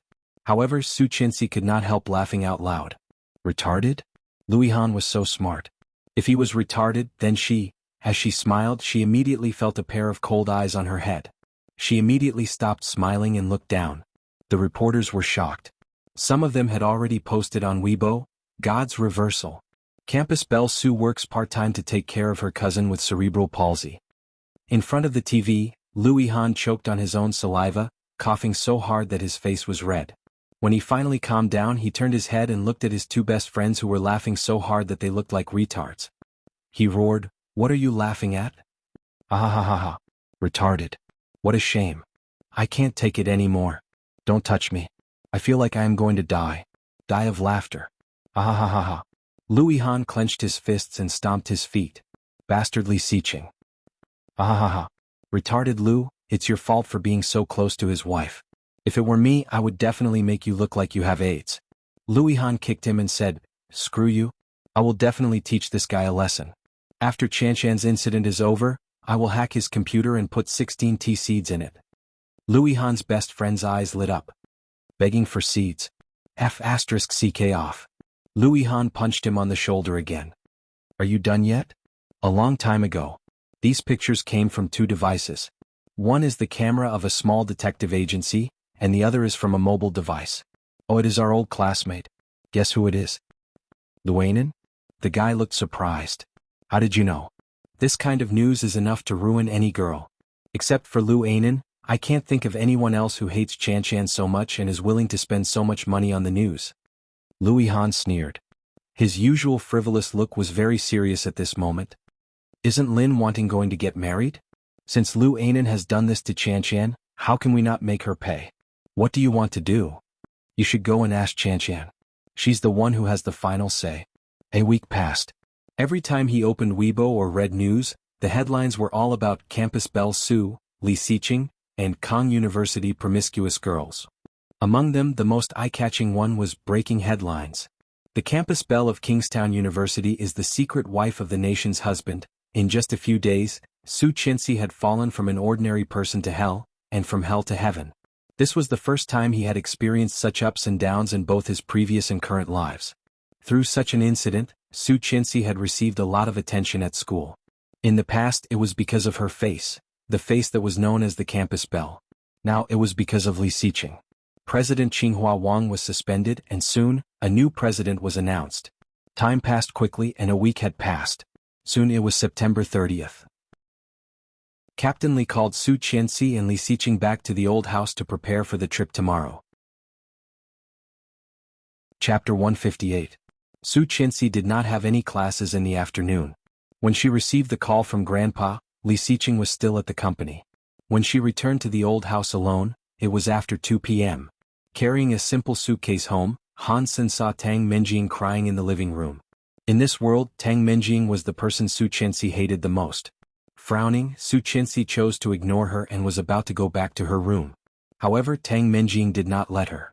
Looking at her with tears, she said, "Su Qinxi, I heard you were coming back today, so I waited for you here." Qin Shuhua had always liked Tang Menjing. Sitting next to her, she comforted her. Hearing Tang Menjing's voice, her heart was broken. "Su Qinxi, Tang Menjing is talking to you. Respond to her," Qin Shuhua said in a blaming tone. Lu Sa had already taken Su Qinxi's luggage and sent it to her room. Hearing Qin Shuhua's voice, Su Qinxi stopped and turned around. "Siqing is coming back soon. I remember he said that you are not welcome to come to our house again. Go before he comes back." Tang Menjing heard that and burst into tears. Looking at Qin Shuhua, she said, "Auntie, don't be afraid. I'm right here. Siqing is good at talking. He will not really mind that you are here. Besides, he only warned Mengqing not to come back, not you." Hearing that, Tang Menjing smiled, stood up and walked to Su Qinxi. "I'm sorry, Su Qinxi. You have been wronged recently. It was my cousin's fault. She bribed those websites to promote your photos. I have scolded her after I learned about it. I'm sorry, I'm really sorry." Then she cried even harder. Feeling disgusted, Su Chenxi looked away and said coldly, "It's okay. It's all in the past and I was not hurt. Forget it." "You were not hurt but Anan." Tang Minjing's tears fell. "After Anan's grandpa, my grandpa heard about this, he had a heart attack and was admitted to the hospital. He is about to die. He hopes that you can understand the apology of the Lu family and the Tang family." Su Chenxi looked at her. "I see." Tang Minjing was overjoyed. "You accepted it?" She did not answer and turned to go back to her room. However, Qin Shuhua did not look satisfied. "Chenxi, let people go when possible." Su Chenxi stopped. "Mom, if Xiqing had not clarified for me a few days ago, I might have been drowned in the spit of all the netizens, and I was almost forced to drop out of school. If it were not for my mental endurance, I would have jumped off a building and committed suicide." Sophistry. Qin Shuhua was a little angry. "Aren't you fine?" "Tang Minjing came to apologize to you out of goodwill. You should at least give her some face." "Oh, who was she? Why did she have to give her face?" With a sneer on her lips, she did not say it out loud. "Mom, I'm a little tired. I'm going to rest first." Qin Shuhua wanted to say something, but she glanced at Captain Li, who had been standing at the door for a long time. She felt a little guilty. "Dad." Chapter 159. "Yes, Grandpa. Come on, I've collected a lot of information these days. Let's discuss the route tomorrow." Qin Shuhua felt a bit surprised, blinked and said, "Dad, are you going with them?" In fact, Su Chenxi felt a bit strange. After all, the old man was 70 this year. How could he still be so healthy? Grandpa was really old but strong. Captain Li turned his head and stared at her. "What's wrong? You don't want to give it to me?" Qin Shuhua looked embarrassed. "Of course not." Captain Li snorted and turned his head, thinking, what do you know?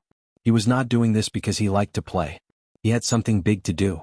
Thinking of the big thing he was about to do, he was in a good mood. Smiling, he took Su Chenxi to sit on the sofa.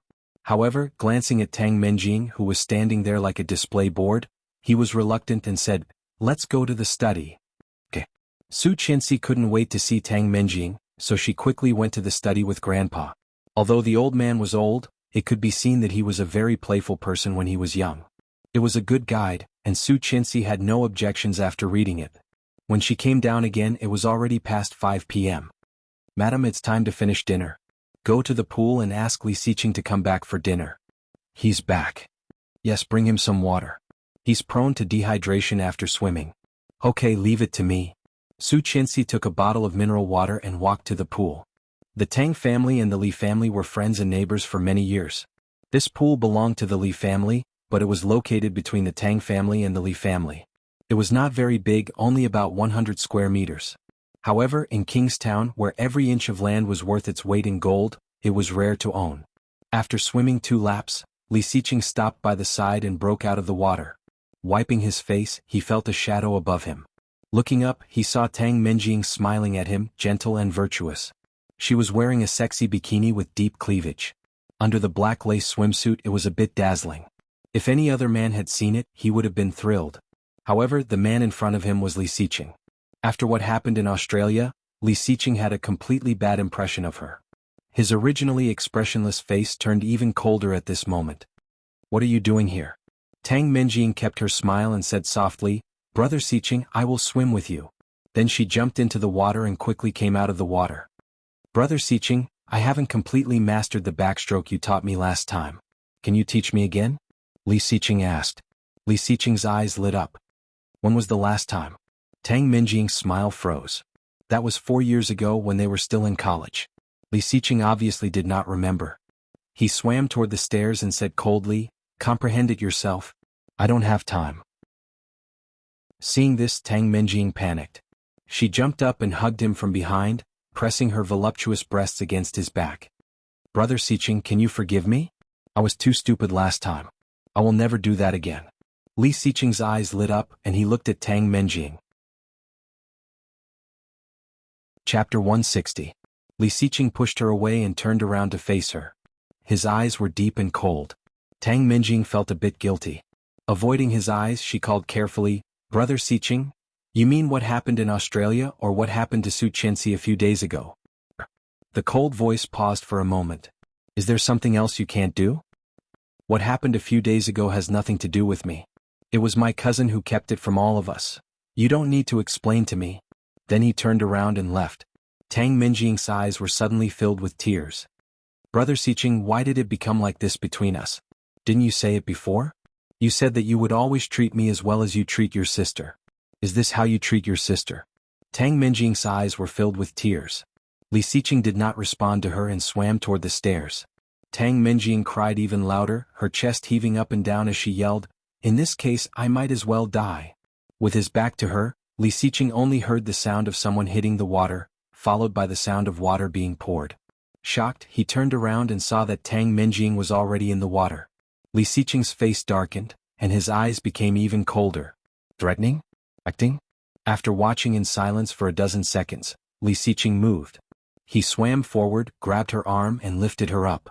Tang Minjing coughed hard and wiped the water from her eyes, her face full of surprise.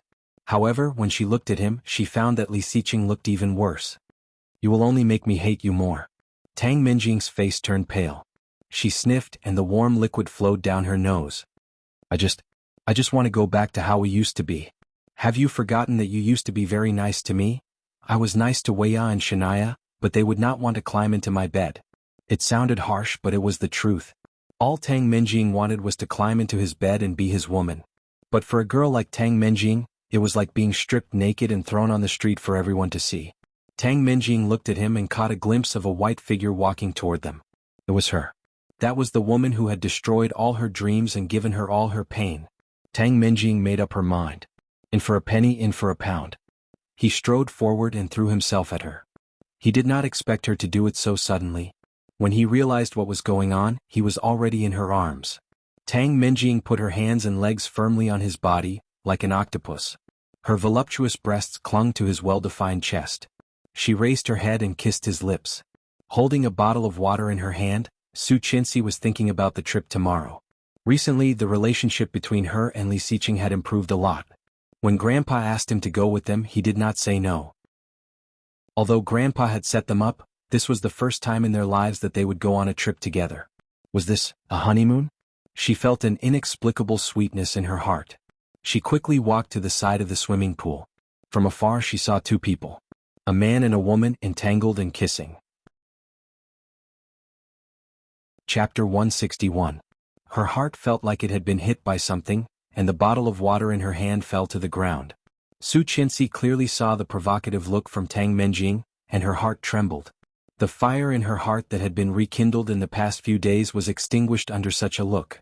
Su Qinxi slightly stepped back, her eyes burning. So dazzling. Yes, how could she forget that he and Tang Minjing were a couple? And she was just a mistress. Without her, Li Xiqing and Tang Minjing would be the most natural couple, right? Ha! She was so naive to think that the reason why he was so nice to her recently was that he began to like her. Or perhaps his liking towards her was merely liking. Rumble. Deafening thunder sounded, and the sky began to change. Dense dark clouds quickly gathered, and the surroundings were so oppressive that it was hard to breathe. She turned around and ran. Once again Su Qinxi felt humble. Just like in her previous lifetime, she could not maintain her dignity in front of them. Don't cry. But her heart hurt. Several times she had always warned herself not to be tempted, but she was always fooled by the illusion he had created. Now it was time to wake up, wasn't it? It was time to wake up. She should wake up from this dream a long time ago. Li Xiqing was furious, pushed her away and pushed her into the water. Tang Minjing was pushed back, choking on the water and barely standing. Her eyes were full of hurt. Brother Xiqing. Li Xiqing washed his mouth with water, turned around and went ashore in disgust. Covering himself with a big towel, he hurried away. Big drops of rain fell from the sky. They fell on Tang Minjing's head, face, body, and heart. Her heart was burning with pain and so was her face. With her looks and figure, she had never met a man who had rejected her again and again. You will regret this.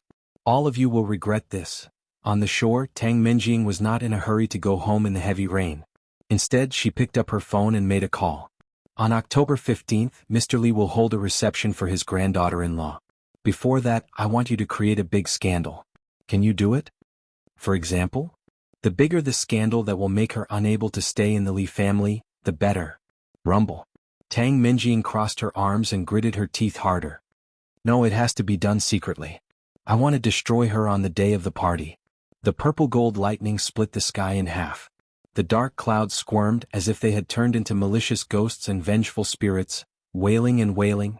In the bathroom she took a deep breath in the mirror, opened the door and walked out. Li Xiqing happened to walk in wearing only a pair of swimming trunks. His well-defined muscles were dripping water, outlining his strong and healthy lines. She glanced at him and quickly looked away. When she was about to walk around him, he caught her arm. They looked up and in a flash their eyes met. "What's wrong with your eyes?" They were red as if she had been crying. She pushed his hand away and shook her head. "It's none of your business." She sounded a bit impatient. Walking around him, she opened the door and walked out. Li Xiqing narrowed his eyes dangerously, a bit of confusion flashing in his cold eyes. Chapter 162. Su Qianxi left the room and was called to the dining room by Grandpa. When Li Xiqing arrived, it was already 10 minutes later. Li Xiqing's father was also home, and the family was happy. Captain Li was in a good mood. After greeting Li Xiqing's father, he looked at Su Qianxi and said kindly, "Qianqian, when will Grandpa have a great-grandson?" Su Qianxi was drinking soup. Hearing the old man's question without any warning, she almost choked. When she was thinking about how to answer, Li Xiqing wiped his mouth with a tissue and said slowly, "Soon." Captain Li was pleasantly surprised and asked excitedly, "Are you pregnant again?" However, Nanny Rong said that they had been sleeping in separate rooms. Did they get together again without Nanny Rong knowing? Ayaya, he knew it. A tiger doesn't have any grandchildren. This brat will be successful sooner or later. Not yet. Li Xiqing put down the tissue and said seriously, "I will try my best." Ahem. Su Qianxi felt she was choked by her own saliva and coughed heavily. Her eyes became wet and red. "What's wrong?" Li Xiqing turned his head and asked. Qin Shuhua looked at her son with a hint of rebuke in her eyes. She smiled and said, "You're shy. Can't you tell?" "Ah, we are family. No need to be shy." Li Xiqing's father was also in a good mood. "But you don't have to rush. You can think about it after graduation." "Why wait until graduation? You will be a senior next year. You should start your internship and prepare for pregnancy," Qin Shuhua suggested. Hearing that, Li Xiqing curled his lips. With a deep look in his eyes, he picked up the bowl of soup beside him and took a sip. He would try his best to plant a seed before the divorce contract expired. By then, she would not be able to escape even if she wanted to. There was still a long time. He would take it slow. At that time, no matter how much she liked Louis Han, he would not let her go easily. "I'm full." Su Qianxi stood up, her cheeks and eyes slightly red. She hurriedly walked out and said, "I'll go up first. Dad, Mom, Grandpa enjoy. How can you give me a great-grandson if you eat so little?" Grandpa was a bit dissatisfied, but she had already walked away and did not want to look back. Seeing Su Qianxi's figure disappeared, Lu Sa came over and whispered, "I think the second young mistress is not in a good mood. She probably remembers the child. Young master, you should go and have a look." Li Xiqing frowned, put down the bowl and looked at his parents and Grandpa. "I'll go have a look." "Go. It's our fault for forgetting." Qin Shuhua blamed herself. Mr. Li reached out and gently patted Qin Shuhua on the shoulder. "It's okay. She will get over it." Li Xiqing walked back to his room. As soon as he reached the door, he heard an extremely suppressed sob. Reaching out, Zhang Xian gently pushed open the door, and the sobbing sounds inside came to an abrupt stop. Then Li Xiqing saw a figure flash into the bathroom and he heard the door slam. Did he really think of that child? He walked in slowly and closed the door behind him. Chapter 163. She wiped her tears and forced herself to calm down. "What's up? I'm going to take a shower." It was hard to tell that she had cried. Li Xiqing's eyes darkened. He did not expect this woman to be so good at acting. Thinking about it, he said in a low voice, "I want to go to the bathroom. Come out first." "There's a bathroom outside." "Yes." It was silent for a while. About 10 seconds later, the door was opened from the inside. She deliberately lowered her head and wanted to brush past him, but he grabbed her hand. "What?" Su Qianxi's voice was a bit low, a bit hoarse and a bit depressed. "Sit with me." Then, regardless of whether she was willing or not, he pulled her to the bed and sat down. She was a bit reluctant, struggling with her hands, and her eyes became redder. "Why are you crying?" Li Xiqing's voice softened. His rough hand wiped the tears from her eyes, and there was a touch of self-blame in his cold eyes. "Don't cry." It would have been fine if Li Xiqing did not say it. Once he did, she could not control herself. Tears flowed down her cheeks. She slapped his hand away and wanted to stand up and leave, but he pressed her down. "It's not a big deal," he said. The child was gone, but she could have another one as long as she was willing. However, in Su Chenxi's ears, it had a different meaning. "Yeah, it's not a big deal." She curled her lips with a bitter smile. No matter in her previous lifetime or this lifetime, Li Xiqing had always liked and loved Tang Menjing, and she was only his wife in name. That was all. She had been deceiving herself all along, hadn't she? Taking a deep breath, she gathered her courage and forced a smile on her face. Trying to be calm, she said, "Mr. Li, let's get a divorce." Her words were like a bucket of cold water, putting out the fire in his heart. Li Xiqing's face darkened, and the temperature around him suddenly dropped. That rare gentleness was all gone to heaven to feed the ghosts. "Didn't you want to talk to me about this last time? Now I'll fulfill your wish." Li Xiqing's face was so cold that it was almost frozen. He suddenly tightened his grip on her hand. "Impossible." Su Chenxi frowned in pain. Seeing his cold and dangerous expression, all the tears in her eyes disappeared. She looked at him and forcefully pried his hand away. Is there any meaning in continuing like this? He had his lover, his private life. And she, at best, was just a cannon fodder that he used to block his grandfather. Now Mrs. Li liked Tang Menjing so much. If Tang Menjing could put in a good word for Mr. Li might be able to persuade him. No matter what, it would still be better than their current marriage with an empty shell, wouldn't it? Looking at her calm and serious look, Li Xiqing's eyes became gloomy. Suddenly his lips curled. There was sarcasm and danger in his eyes. Chapter 164. Li Xiqing strode past her and slammed the door shut. Bang! The loud sound made Su Chenxi's heart skip a beat, and she was short of breath. The commotion here had also spread outside. Under everyone's gaze, Li Xiqing walked out of the door. Qin Shuhua hurried over and asked, "Did you fight?" Su Chenxi shook her head, pursed her lips, and said that she was tired. She walked Qin Shuhua out the door. Li Xiqing did not come back for the rest of the night. The next morning, Lu Sa knocked on the door, helped her with her luggage, and took her things out. Su Chenxi's eyes were a bit swollen. Fortunately, it was not too serious. After a hot compress, she put on some light makeup and it was completely gone. Captain Li did not seem to know that Li Xiqing and Su Chenxi had quarreled. He was in high spirits discussing the travel strategy with Su Chenxi. He talked incessantly and excitedly. Grandpa's car was an old military Hummer, and the driver was the son of his adjutant when he was young. Su Chenxi knew them all. In her previous lifetime, they were the ones who accompanied her the most. But in this lifetime, she probably could not see them more than a few times. Feeling a bit disappointed, Su Chenxi was a bit absent-minded. "Chan, did you hear what I said?" Captain Li was a bit upset. "What?" Su Chenxi looked up and felt a bit guilty. "Sorry, Grandpa, I am not feeling well." "Not feeling well? Just in a bad mood?" Captain Li snorted and looked at the time. "That boy is too much. He did not even text me at this time. Is he looking for trouble?" "Master, Mr. Li is already waiting for us at the airport." Captain Li heard that and snorted. "I knew it. Do I need you to remind me?" The driver obediently shut up, and soon the car was parked at the airport. After helping Captain Li and Su Chenxi with their luggage, the driver left. After going through a series of procedures, she entered the VIP lounge and saw Li Xiqing sitting on the sofa with his legs crossed and his eyes closed. Seeing that he was really there, Captain Li looked a bit more relaxed. "Boy, when did you come?" Li Xiqing opened his eyes, glanced at Su Chenxi and then looked at Captain Li. He said quietly, "Just arrived." After that, he did not say anything else. It took more than 6 hours to fly from China to the Maldives. When they arrived, it was just afternoon. This trip was arranged by Captain Li. Even Li Xiqing could not interfere, let alone Su Chenxi. When they arrived at the hotel, she found a very serious problem. Grandpa had only booked one room for them.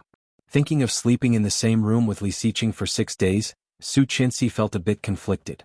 After Captain Li happily moved into his room, she went to the front desk and whispered in English, "Help me get an extra room." "I'm sorry, miss, there are no more rooms available at the moment. If you want to book an extra room, you'll have to line up now and wait until next week." "It can't be. So popular?" Seeing her disappointed face, the receptionist smiled and said, "Miss, this is the most romantic island. The hotels around here have always been very popular. Normally, it is impossible to have an empty room at this time." Chapter 165. Su Qianxi suddenly felt uncomfortable. Holding the key card in her hand, she walked up the exquisite circular staircase and went to the third floor. However, before she was summoned to her room, she ran into an acquaintance. "Miss Su?" The familiar voice sounded a bit tentative. Hearing the voice, she paused and turned around. It was indeed Xing Shiming. Su Qianxi was pleasantly surprised. "Hey, Uncle Xing, you are also staying in this hotel? What a coincidence." Xing Shiming was a bit surprised to hear her call him Uncle Xing, but did not dislike it at all. He nodded and said, "Yes, what a coincidence. Which room are you staying in?" 388 and you? 268. Yifan is here too. He is staying in 266. Yifan? Song Yifan? Yes. Xing Shiming nodded and smiled. You just got here? Yes. Su Qianxi nodded. Right, I forgot to save your business card. What's your number? I have your number. I'll call you. Okay, I'll go find a room first. Let's have dinner together later. Sure. Xing Shiming did not expect her to answer so quickly. He smiled and said, "See you later." Okay. Su Qianxi quickly turned around and went upstairs. Xing Shiming looked at her back, then turned his head and saw a figure slowly walking towards him. She is staying here. Are you ready? Yes. After finding her room, she opened the door. As soon as she entered, she was amazed by the style of the room. It was a luxurious suite with thick royal blue curtains. When she pulled them open, she saw a large floor-to-ceiling window with a sea view. Looking out, it was a vast expanse of blue. Seagulls were spreading their wings and the sun was blazing. Below, on the golden beach, people were playing and the scenery was picturesque. Turning his head, he saw a 2-meter-wide bed in the middle of the room. On the white sheet, there was a large layer of red rose petals, and in the middle was a heart made of pink petals. So extravagant and wasteful. Did every room in this hotel look like this? Wouldn't that be a huge loss? Su Qianxi saw the exaggerated petals and was speechless. She walked to the bedside table, dialed the internal line, and asked the hotel bellboy to bring her luggage up. Nanny Rong and Lu Sa took turns to pack, so they were well prepared. She opened her luggage and put them in the closet one by one. There were not only her clothes but also Li Xiqing's. When she was almost done, she picked up the last piece of clothing and shook it. Suddenly a few things fell. Taking a closer look, there were 2 square boxes with 2 eye-catching characters printed on them. Okamoto. He glanced down and saw the words size, super large. Looking further down, he discovered that there was also Durex. Almost all the sizes ranged from large to extra large. There was not even a medium size. How confident was he in Li Xiqing's size? Looking at the boxes, Su Qianxi's face suddenly became hot. As if she had caught a hot potato, she threw the 2 small boxes away. The sound of a card swiping came from the door. Su Qianxi froze and looked at the door incredulously. When Li Xiqing opened the door, he saw a small thing flying to his feet. Su Qianxi felt her head was buzzing. Running forward, she picked up the condom at Li Xiqing's feet and hid it behind her. Seeing her uncomfortable look, Li Xiqing's eyes flickered and asked, "What are you hiding?" Chapter 166. Su Qianxi's heart was pounding. Seeing his slightly puzzled look, she shook her head again and again.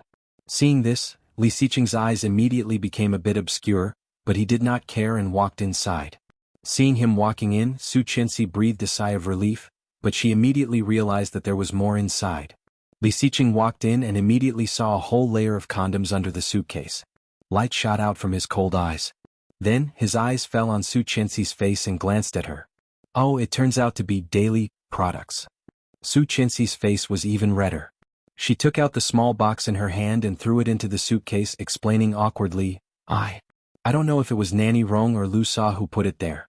It was not me." Li Xiqing did not speak again. His eyes fell on the big bed covered with rose petals, walked to the other side of the bed, and unceremoniously lifted the quilt. The red and pink petals flew up and then slowly fell down. From Li Xiqing's point of view, the girl in the white dress was standing in the rain of petals. Su Qianxi was stunned. Looking at the flying petals, she suddenly felt like she was in a dream. Soon, the petals fell all over the floor and the room was full of fragrance. Li Xiqing saw the amazement in her eyes and felt a trace of satisfaction. Well, it was beautiful. But when he saw Su Qianxi's slightly puzzled look, he looked away and shook off the petals on the blanket. Looking down, he said, "If I'm tired, I'll rest for a while. I'll go down later." Then he strode forward, closed the suitcase, put it on the cabinet, opened the wardrobe, took out a set of clothes and walked into the bathroom. Su Qianxi was dazed. Was he cleaning the bed for her? But very quickly, he shook his head, and the corners of his lips curled up in a mocking smile. He probably just did not want to see that dazzling pink heart. Taking a deep breath, Su Qianxi patted the white dress on her body, opened the wardrobe and took out a set of loose pajamas. She changed in the room and lay directly on the bed. When he came out of the shower, she was already sound asleep. Taking a dry towel to dry his hair, he inadvertently glanced at Su Qianxi's cell phone on the bedside table, and a pleasant ringtone rang. It was an unknown number and the caller ID was Connecticut. Vaguely feeling that the number was a bit familiar, Li Xiqing frowned and picked up the phone. "Hey Miss Su, come down and have a meal with me. I'm sitting by the window in the hall. I can see the sea view outside." After a moment of silence he asked, "Are you also in the Maldives?" In addition, from his tone, he must have known that Su Qianxi was also in this hotel. Could it be that they had arranged this beforehand? No, Su Qianxi didn't even like him, so she should not like this kind of guy. Did he follow her? Li Xiqing's eyes darkened, and his aura became even colder. Such an old man was almost old enough to be her father. Was he sure that he could eat this young grass? Sheng Shiming suddenly heard a male voice and thought that he had called the wrong number. After checking to make sure it was Su Qianxi's number, he asked, "Are you Miss Su's husband? Where is she?" Chapter 167. Sheng Shiming suddenly did not know what to say. He did not know if it was an illusion, but he felt that Li Xiqing was hostile to him. He guessed that Su Qianxi was asleep, but he could have just said, "in bed," or, "asleep." Yet he said, "on my bed." This sentence made people think too much. "Don't misunderstand. What is it?" Li Xiqing's cold voice could be heard over the phone. No matter how thick-skinned Sheng Shiming was, he knew that Li Xiqing did not want him to call Su Qianxi, so he explained, "I don't mean anything else. I just want to, don't call me if you have nothing to say." His cold voice did not fluctuate much, with a strong sense of Li Xiqing's style. Immediately the call was hung up. Sheng Shiming had never been humiliated like this before, feeling a bit embarrassed. Looking at the man in front of him, he sighed, "It seems that it will be difficult to see her this time." Hanging up the phone, he glanced at Su Qianxi, who was sleeping soundly, unaware of what was going on around her. She was like a little pig, not even waking her up. With a smile, Li Xiqing looked at Su Qianxi's phone again. After putting the number into the blacklist, he put it back in its original position. Su Qianxi was woken up by hunger. The Maldives was 3 hours later than China. When she woke up, it was already past 7 p.m., which meant it was past 10 p.m. in the capital. No wonder she was so hungry. Jumping out of bed, Su Qianxi quickly washed up and was ready to go downstairs to find food. Picking up her phone, she saw a WeChat message from Grandpa. "Qian, I am downstairs in the dining room. Come down with your baby grandson." Kiss my precious second grandson? Li Xiqing's face, which looked like he wanted to freeze the whole world, did not deserve such a cute name. She checked the time. It was 10 minutes ago, so Grandpa should still be there. Walking down the circular staircase, she saw a lot of people in the hall, which was very lively. Her phone vibrated and she received a message from Grandpa. "I am at the end of the hall by the window." When he found the place, he saw his grandfather waving at him. Su Qianxi also waved at Captain Li and quickly walked down the stairs. However, when she was on the last 2 steps, her feet tilted and she fell down. She exclaimed, "Be careful." A man's voice rang out. Then a large hand caught her. Su Qianxi was propped up. After seeing the face of the man in front of her, she was dazed. Her eyes flashed with surprise and then she blurted out in disbelief, "Bo Xiao?" Bo Xiao was a little surprised. Looking at the woman in front of him, who was obviously a complete stranger, he nodded slightly in a gentlemanly manner. "I am. Of course I know him." Bo Xiao was the youngest and most famous musician in the world. He came from a mysterious noble family, but his background was unfathomable. If she remembered correctly, Bo Xiao did not become famous until 3 years later. With his amazing song, he was much more popular than Song Yifan. How could she meet such a person? "You know me?"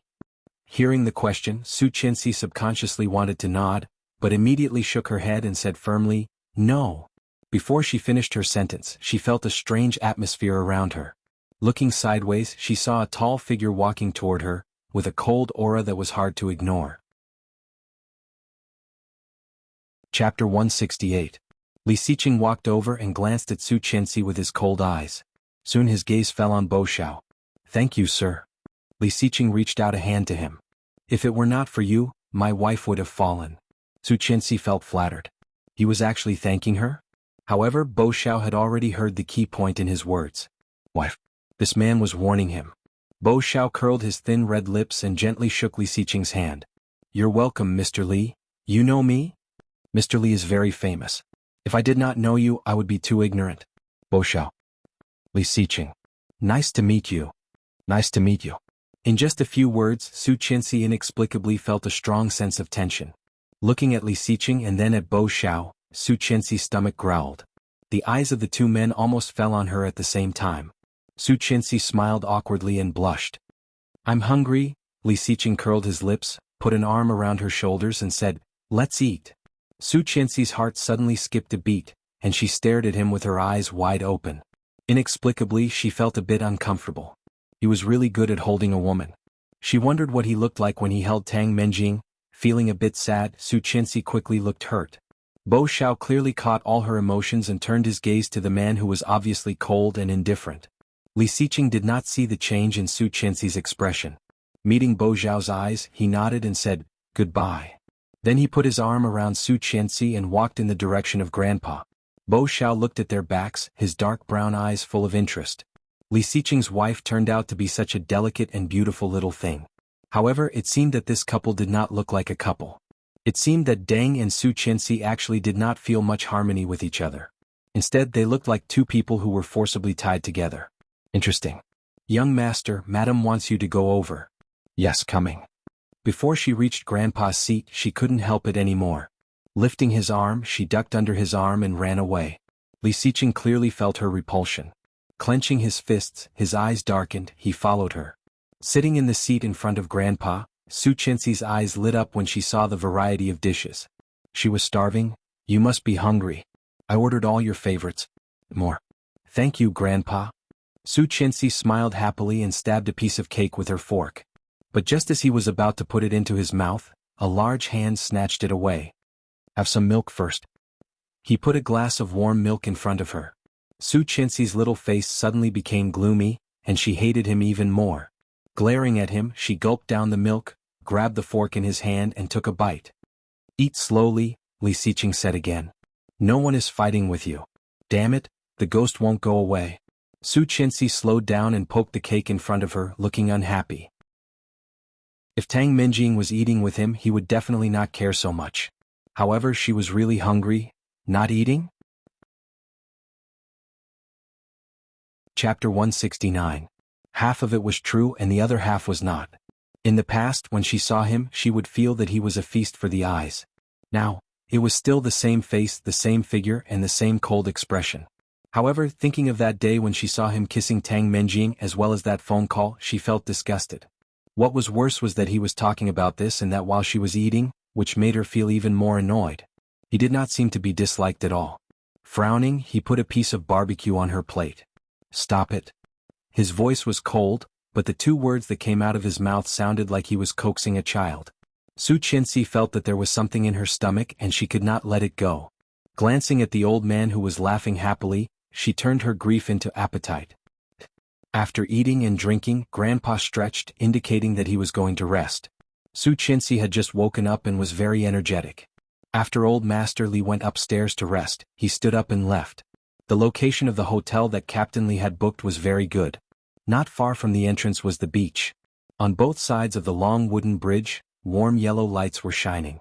Couples were coming and going, holding each other's hands and saying the most romantic words in various languages. Su Qianxi felt envious. It was indeed a honeymoon place. Taking off her shoes, she stepped into the sea barefoot. The cold water kept surging up, reaching her ankles.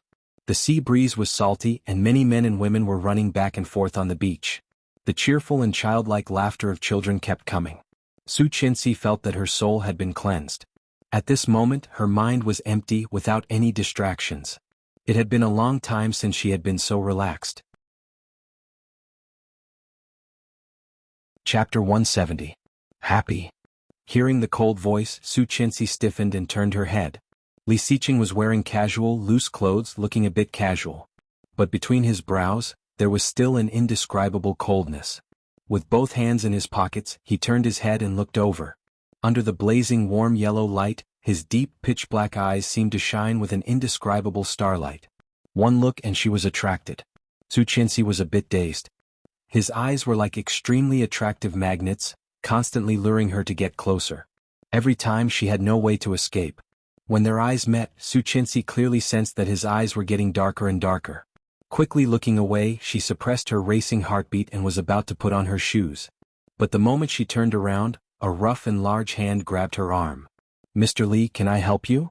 Su Qianxi could hear the nervousness in her voice. Hearing Mr. Li, Li Xiqing frowned and tightened his grip on her arm. He said in a low voice, "Want to talk?" Although it was a question, he did not mean to ask for an answer. Su Qianxi was pulled to sit down by him. The sea breeze gently swept over, lifting her long hair and hitting his face. The tip of his nose was filled with the light scent of shampoo. Brushing aside the strand of black hair, he casually played with it. It was as smooth as silk. Well, it felt good. "Why are you afraid of me?" Li Xiqing asked. Su Qianxi did not expect that his first question would be this. Afraid of him? Afraid? Of course. When she first married him, she was not afraid. Everyone said that Li Xiqing was cold-blooded and ruthless, but she did not take it seriously.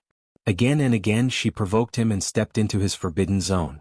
Although it was partly because of Tang Menjing, Su Qianxi knew that it was because of her innocent and naive personality. Later he became more and more disgusted with her. Every time he saw her, he would treat her coldly. Even in front of so many people, he did not give her any face. Later, when she saved him from the fire and disfigured his face, he mistook her for the culprit behind the kidnapping and arson. He did not give her any leeway. Other than sparing her life and her status, he had taken everything away from her. At that moment she was truly afraid. This fear lasted for 3 years. For the past 3 years, with her scarred face, every time she saw him, she would consciously hide far away. Inferiority and longing. At that time she was so envious of Tang Menjing. He envied her for being able to stand with him so openly. He envied her for being the best candidate for Mrs. Li in everyone's eyes. He, on the other hand, was destined to be a lonely shadow in the dark world, unseen and unconcerned. Now that she was reborn, she had developed a habit of being afraid to face him, afraid to approach him. He was the deepest desire in her heart. She wanted him, but she didn't dare to. She could not afford it. She nodded and then shook her head. Her expression was a bit complicated, looking up at his impeccably handsome face. She could talk to him so calmly face to face. Everything was like a dream. Seeing her nod and then shake her head, he asked again, "Am I scary?" She nodded again and again. Li Xiqing looked out to the sea, and his cold voice was almost blown away by the sea breeze. He said, "It's very unfair for you to do this." Chapter 171. Su Qianxi looked at his cold profile, obviously not understanding what he meant. He looked at her. Under the lights on both sides of the river, Su Qianxi clearly saw the deep meaning in his eyes. "You were not like this when you were with Louis Han." The sea breeze blew and the man's hair swayed gently. Li Xiqing narrowed his eyes, but his eyes were very firm, looking at her. Su Qianxi was caught off guard by his words. Her heart skipped a beat. Out of reflex she blurted out, "He is different. He is my good friend." "What about me?" He looked at her. "What am I?" Yes, what was he? Su Qianxi suddenly did not know how to define the man in front of her. Husband? But she clearly knew that it was impossible for them to be together, didn't she? She liked him and she loved him. However, there was still Tang Menjing between them, wasn't there? Husband? She was afraid that if she said this word, she would humiliate herself. Looking down, Su Qianxi was silent. Li Xiqing's eyes were cold. Seeing her obvious hesitation and thought, he couldn't help but feel depressed. He just wanted an identity in her heart. Was it really that hard? Su Qianxi's phone vibrated in her pocket, and a beautiful piano music rang. It was Elegy. Li Xiqing looked down and immediately saw 2 words, Ihan. No last name, just a simple name, Ihan. And his. If he remembered correctly, she didn't even have a name in the note she gave him. Instead, she gave him a word that could not be more unfamiliar, Mr. Li. Such a gap, such a treatment, Li Xiqing's heart sank. Su Qianxi did not notice his slight change and directly picked up the phone. Hello? Hey, I have good news for you. Our Qianlu has been chosen by a big company. Have you heard of Wanwei Technology? They are going to invest in us. Hearing that, Su Chenxi was dazed and then she was overwhelmed with ecstasy. Really then? Before Su Chenxi finished her words, she was pushed by a strong force and exclaimed. When she came back to herself, she had been pressed on the beach. Looking at him who suddenly pushed her down, she was inexplicably panicked. Her hands were tied behind her back, and one of her hands was still holding onto her phone. What's wrong, Chanshan? Where is he? Hello, hello? Lu Yihan's voice came from the microphone. She wanted to answer, but seeing his obviously unhappy face, her heart skipped a beat. She stammered, Mr. Li, what's wrong? Li Xiqing's eyes were always cold, but at this moment, there was unspeakable anger, as if it wanted to jump out, burn her and swallow her. Surprise. What was this man trying to do? Her hand hurt a little. She tried to move, but he pressed her even harder. I am your husband. At least for now. The phone was snatched away and after hanging up, it was thrown to the side. She frowned and exclaimed, What are you doing? The cold touch on her lips was smooth, her eyes widened, looking at the man in front of her incredulously. Panic, helplessness. What was he doing? In less than a second she realized what was going on and struggled. Chapter 172. Her legs were clamped by his firm and strong legs. Although they were separated by clothes, Su Chenxi could still clearly feel the strong lines of his body. His hot breath was on her face. Her lips were firmly kissed, and her hands were clipped above her head. She could not break free or escape. Li Xiqing's movements were a bit jerky as he pried her lips open, looking for her soft tongue. His movements were rough and a bit punishing. His kiss was extremely aggressive. Su Chenxi's hands and feet gradually became weak, and her breathing became shorter and shorter. Everything in front of her was white, and she could not tell north from south anymore. It seemed that her whole world was only her, only him. It felt like a century had passed. Su Chenxi felt a bit dizzy. When she was released, fresh air poured in, making her suddenly sober. Gasp! Su Chenxi gasped, having never tried to suffocate like this. Her heart was beating so fast that she almost thought she was flying. It was so crazy that it was scary. Li Xiqing's breathing was a bit rapid. His hands grasped her hands tightly and he bent down to look at her. Her delicate facial features and porcelain skin seemed to be covered with a light layer of pink. Her black eyes seemed to be covered with a layer of mist, dazed and charming. Li Xiqing clamped her down, his eyes gleaming. His voice was low and hoarse as he said, If another man were to treat you like this, would you obediently let him kiss you? Li Xiqing's eyes were cold and his voice was low and hoarse. Su Chenxi suddenly felt humiliated and stopped breathing. She tried to lift her hands but was firmly held down by him, unable to move. Staring at his lustful eyes, Su Chenxi sneered, What about you? You can be in heat for any woman who kisses you? Li Xiqing's eyes narrowed slightly, and his face approached her. He said hoarsely, Unfortunately, I have only been in heat for you. What about Tang Menjing? Su Chenxi almost blurted out, but after saying it she wanted to bite her tongue off. Why did it sound so much like jealousy? God, she did not mean that. She really did not. Although she did find Tang Menjing disgusting and annoying, she was definitely not jealous. No. Seeing her obviously dodging regretful eyes, Li Xiqing curled his lips slightly, so light that she almost thought it was an illusion.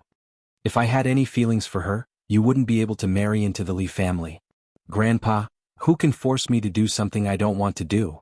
Su Chenxi's voice stopped, and her heart suddenly skipped a beat. Is he trying to explain to me? However, she clearly heard. Biting her lower lip, she gazed at him and said, I clearly saw you and Tang Menjing kissing in the swimming pool at home. Swimming pool? Li Xiqing's eyes darkened. You saw it? Yes, so you don't have to lie to me.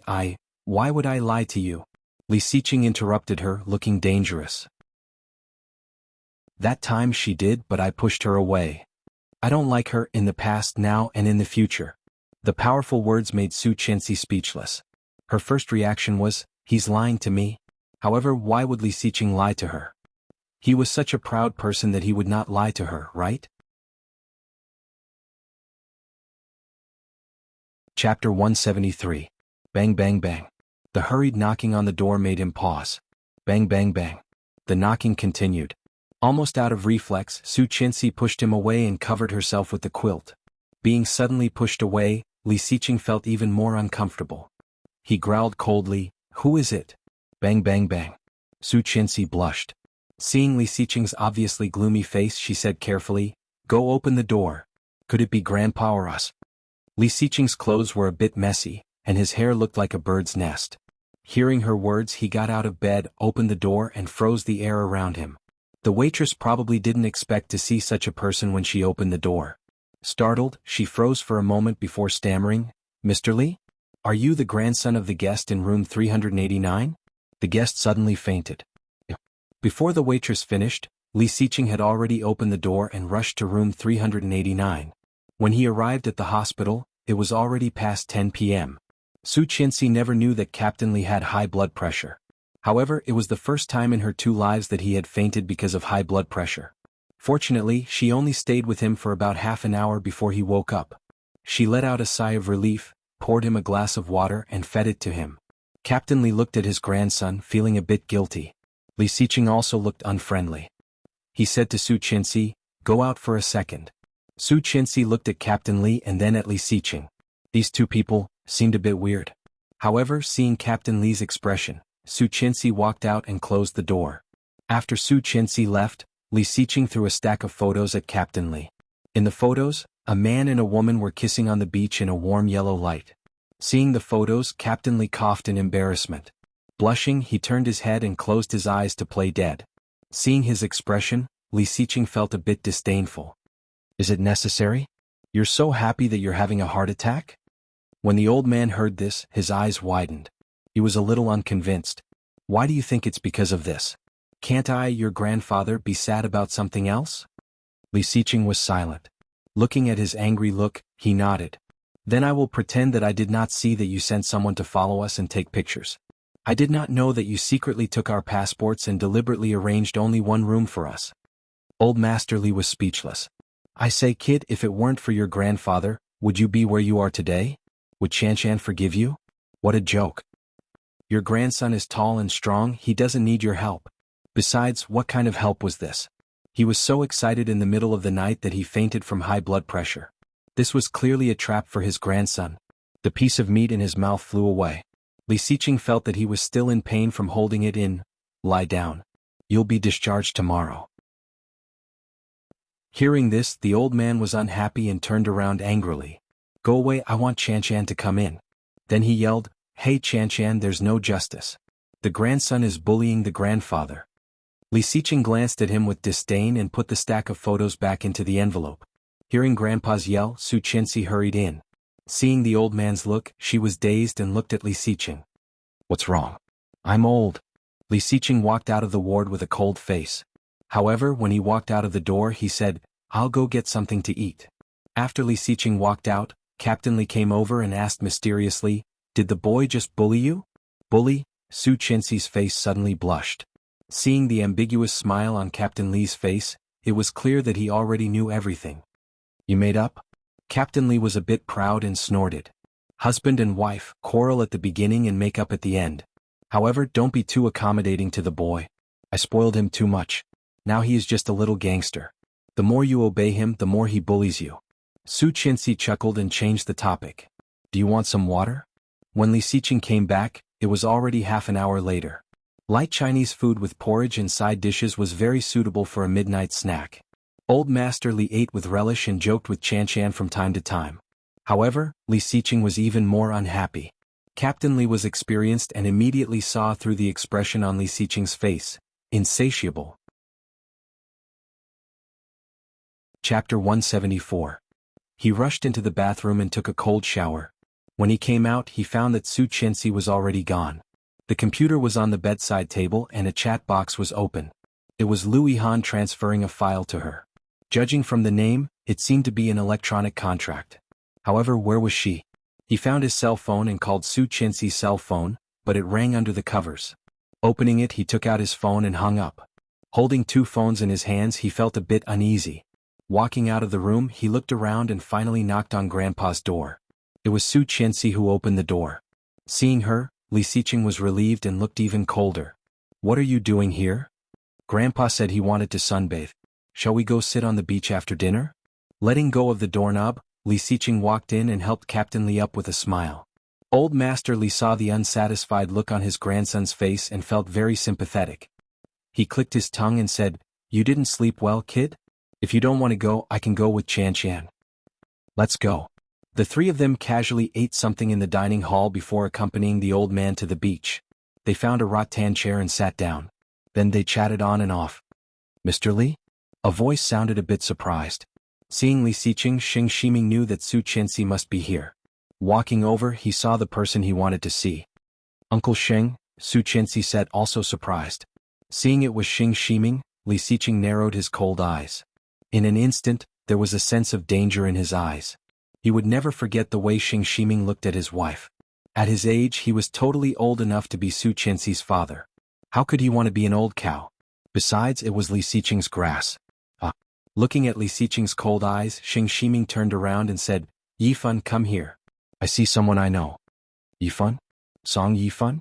Mr. Song is here too?" Su Qianxi asked. Xing Shiming nodded with a smile and walked up to Li Xiqing. "Long time no see, Mr. Li. I didn't expect to see you here." "Oh, when I received your call a few days ago, I did not expect it either," Li Xiqing said coldly and shook his hand, his face expressionless. However, the smile on Xing Shiming's face was a bit awkward. The atmosphere was so awkward that it could not be dissolved. Song Yifan walked over and patted Xing Shiming on the shoulder. "What's wrong?" However, when he went further, he saw Li Xiqing, Su Qianxi, and the old man lying on the cane chair. Seeing the old man, Song Yifan greeted respectfully, "Captain Li." "What's you?" Obviously, Captain Li knew Song Yifan. What a coincidence. Song Yifan smiled. "Yes." Unfortunately, Xing Shiming had deliberately asked about Su Qianxi's whereabouts and then followed her. Of course, he also knew that Chief Li was there. "You know each other?" She looked at Captain Li and then at Song Yifan. "Yes, the son of an old comrade and an international pianist. We meet again." Song Yifan looked at Su Qianxi with a smile. Seeing Song Yifan for the second time, Su Qianxi was not as excited as the first time. However, seeing him smile at her, she was still flattered. She nodded and said, "Yes, what a coincidence." Chapter 175. Song Yifan was not surprised that Li Xiqing could know his whereabouts. With Li Xiqing's current ability, it was easy for him to track him down. Without hiding it, Song Yifan said, "I'm not in a good mood recently, so I came out for a vacation." "Is that so?" Li Xiqing looked at him with a faint smile. Song Yifan could clearly see the teasing look on his face. The atmosphere became awkward again. Xing Shiming quickly tried to smooth things over. "We're going to go to the other island. Do you want to join us?" "The other island?" "Yes, there are only 4 of us. If we can find more people, it should be very lively," Song Yifan said. "Yes, we are going fishing and barbecuing. We have prepared a lot of things. Do you want to join us?" Xing Shiming said and looked at Captain Li. "Captain Li, what do you think?" Old Master Li raised his eyelids. Basking in the sun lazily, he waved his hand. "This old man won't join in the fun. You young people should go have fun." Su Qianxi had a good impression of Xing Shiming. After all, in her previous lifetime he had helped her a lot. Even though the trajectory of development in this life was completely different. If she had not gone to him on purpose, their first meeting would have been more than a year later. However, Uncle Sheng was still very nice to her. Xing Shiming's warm invitation and his expectant eyes made Su Qianxi swallow the words of refusal she was about to say. She looked at Li Xiqing and asked, "Can I?" Li Xiqing squinted at her and then looked at Song Yifan. Song Yifan gave him a friendly smile. "Let's go together. If you want to go, let's go." Although it was short, Su Qianxi already had a smile on her face. Xing Shiming was overjoyed. He quickly called the others and took them to the boat. The small boat was not slow. However, when they arrived at the island, it was already more than 20 minutes later. There were no houses on the small island. There was a barbecue grill around, which was relatively clean. In addition to Xing Shiming and Song Yifan, there were 2 younger people in the group. They quickly took the things that they had prepared from the boat and set them up. Barbecue. Su Qianxi excitedly went up to help, and the lively young girl quickly talked to Su Qianxi. "Hey, what's your name?" "I'm Duo, Lawyer Sheng's assistant. This is Ali, my boyfriend." "I am Su Qianxi." "Yes, I know. Do you have a good relationship with Lawyer Sheng?" "I've never seen him care so much about a girl. He's been helping you investigate your background and find your mother." Su Qianxi paused and looked at her. "You said that Uncle Sheng has been helping me find my mother?" Duo didn't feel anything was wrong. She stuck the skewer into the food and said, "Yes, but it's too hard to find. I can only find your mother?" Duo. Xing Shiming's voice sounded, "Can you get me a few bottles of drinks?" He's here. Aduo quickly went to the boat and walked down with a dozen beers in her left hand and a dozen juices in her right. However, when she was not far from Xing Shiming walked up to her and whispered, "Don't tell her that I'm investigating her background. It's a secret. And don't tell her what we're here for." Chapter 176. Every word of Aduo's mantra was internet slang. However, at this moment, even if Xing Shiming did not know about the internet, he knew what she meant. "You said it?" Aduo's eyes became evasive. She stuffed the beer and juice into his hand and ran away. Xing Shiming felt angry and amused at the same time, but he could not help but feel nervous. Looking at Su Qianxi, he noticed that she was also looking at him. There was curiosity in her eyes. She looked so much like her. However, the Su Qianxi in his memory was obviously more energetic and intelligent than her. However, he could not go back. He smiled at her and pretended to be calm as he walked over. He put down the drink in his hand and grabbed a big pile of charcoal to throw into the barbecue grill. "Uncle Sheng." "Yes." Xing Shiming looked up at her. "My mother's name is Su Han." She couldn't bear it anymore. It was as if what she said was a very cruel thing. However, she knew how disappointed Xing Shiming would be after he failed to find out who she was. Instead of letting him fail, it was better for him to give up now. In her previous lifetime, she almost thought that she was his daughter. However, everything proved that she was still the illegitimate daughter of the Su family, the daughter of Su Han who had been missing for a long time. Xing Shiming was not a fool. He knew what she meant the moment he heard this. However, he still lowered his head and pretended not to hear it. He said, "You seem to have a good relationship with him. Why do you want a divorce?" Without any warning, Su Qianxi pursed her lips. Not wanting to embarrass him, she did not want to tell him the secret in her heart, so she simply bowed her head and continued to put food into the bamboo skewers. "I think he is quite nice to you.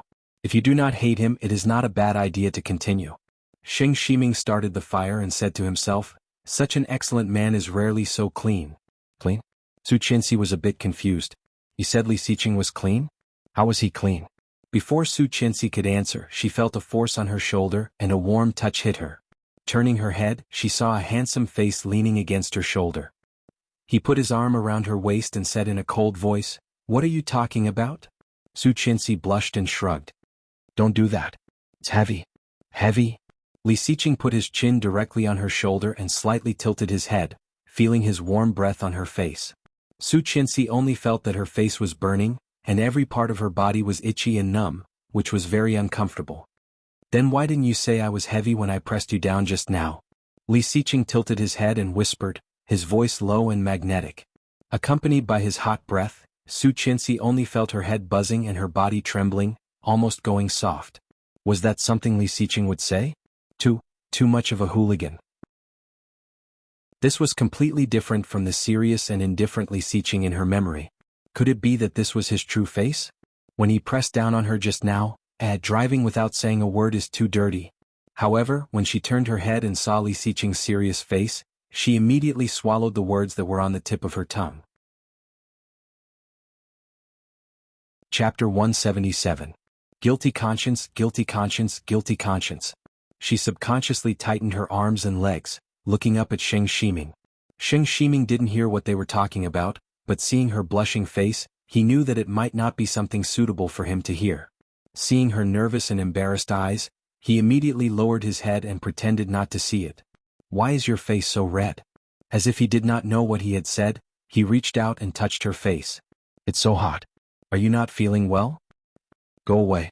She turned her head and glared at him, blushing even more. With a faint smile, Li Xiqing quickly let go of her, washed his hands and helped her put on the food. She was a bit surprised. It turned out that Li Xiqing could do this kind of work? She stared at him for a while and found that he looked much better in the clothes than she did. Song Yifan also walked over and asked, "I heard that the Li Financial Group is preparing for a cocktail party and is looking for a suitable band. Have they found one?" "Cocktail party?" She looked up at Li Xiqing. "Your company is having a cocktail party again?" How come she did not know about it? The so-called cocktail party of the Li Financial Group must be of a large scale. The amount of manpower and financial resources required was remarkable. Every time it was held, it was definitely because there was a new project being launched or there was an important announcement being made. However, she did not remember such a thing in her previous lifetime. Was she wrong? Not the company. Li Xiqing did not look up. For you. For me. She felt flattered. What? A press conference. He stopped and looked at her. A woman of the Li family will meet people sooner or later. A woman of the Li family. His words were light as a feather, but they made her heart flutter.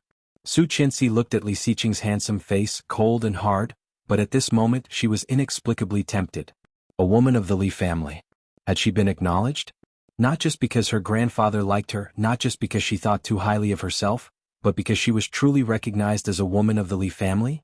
Moreover, he had specially organized a large-scale cocktail party for her. This kind of treatment, this kind of surprise, was something he had never experienced in his previous life. Her heart seemed to be tightly twisted at this moment, and her little face was also a little red from excitement. She asked, "Is this Grandpa's idea?" "Yes." Li Xiqing responded indifferently, but when he looked around, he clearly saw the disappointment in her eyes. "He asked me to hold a meet and greet." Therefore, the cocktail party was actually his own idea. However, Su Qianxi did not understand. Slightly disappointed, she said, "Got it." Li Xiqing gave her a deep look and did not explain. He turned to Song Yifan and said, "Not yet. If your band is interested, we can talk." "Yes, when?" Number 15. Oh. Su Qianxi was a bit nervous. "So sudden? Doesn't that mean it won't be long?" "Yes, the sooner the better." He couldn't wait any longer. He wanted to tell the world that she was his wife. At that time, no matter how reluctant she was destined to be labeled as Li Xiqing's wife. Chapter 178. "Okay, I'll do it. Didn't you say you were going fishing? The hooks are ready. Let's go." Adwa came over and took all the work, shoving a few fishing rods into her hands. However, she did not dare to look at Xing Shiming, fearing that he would blame her.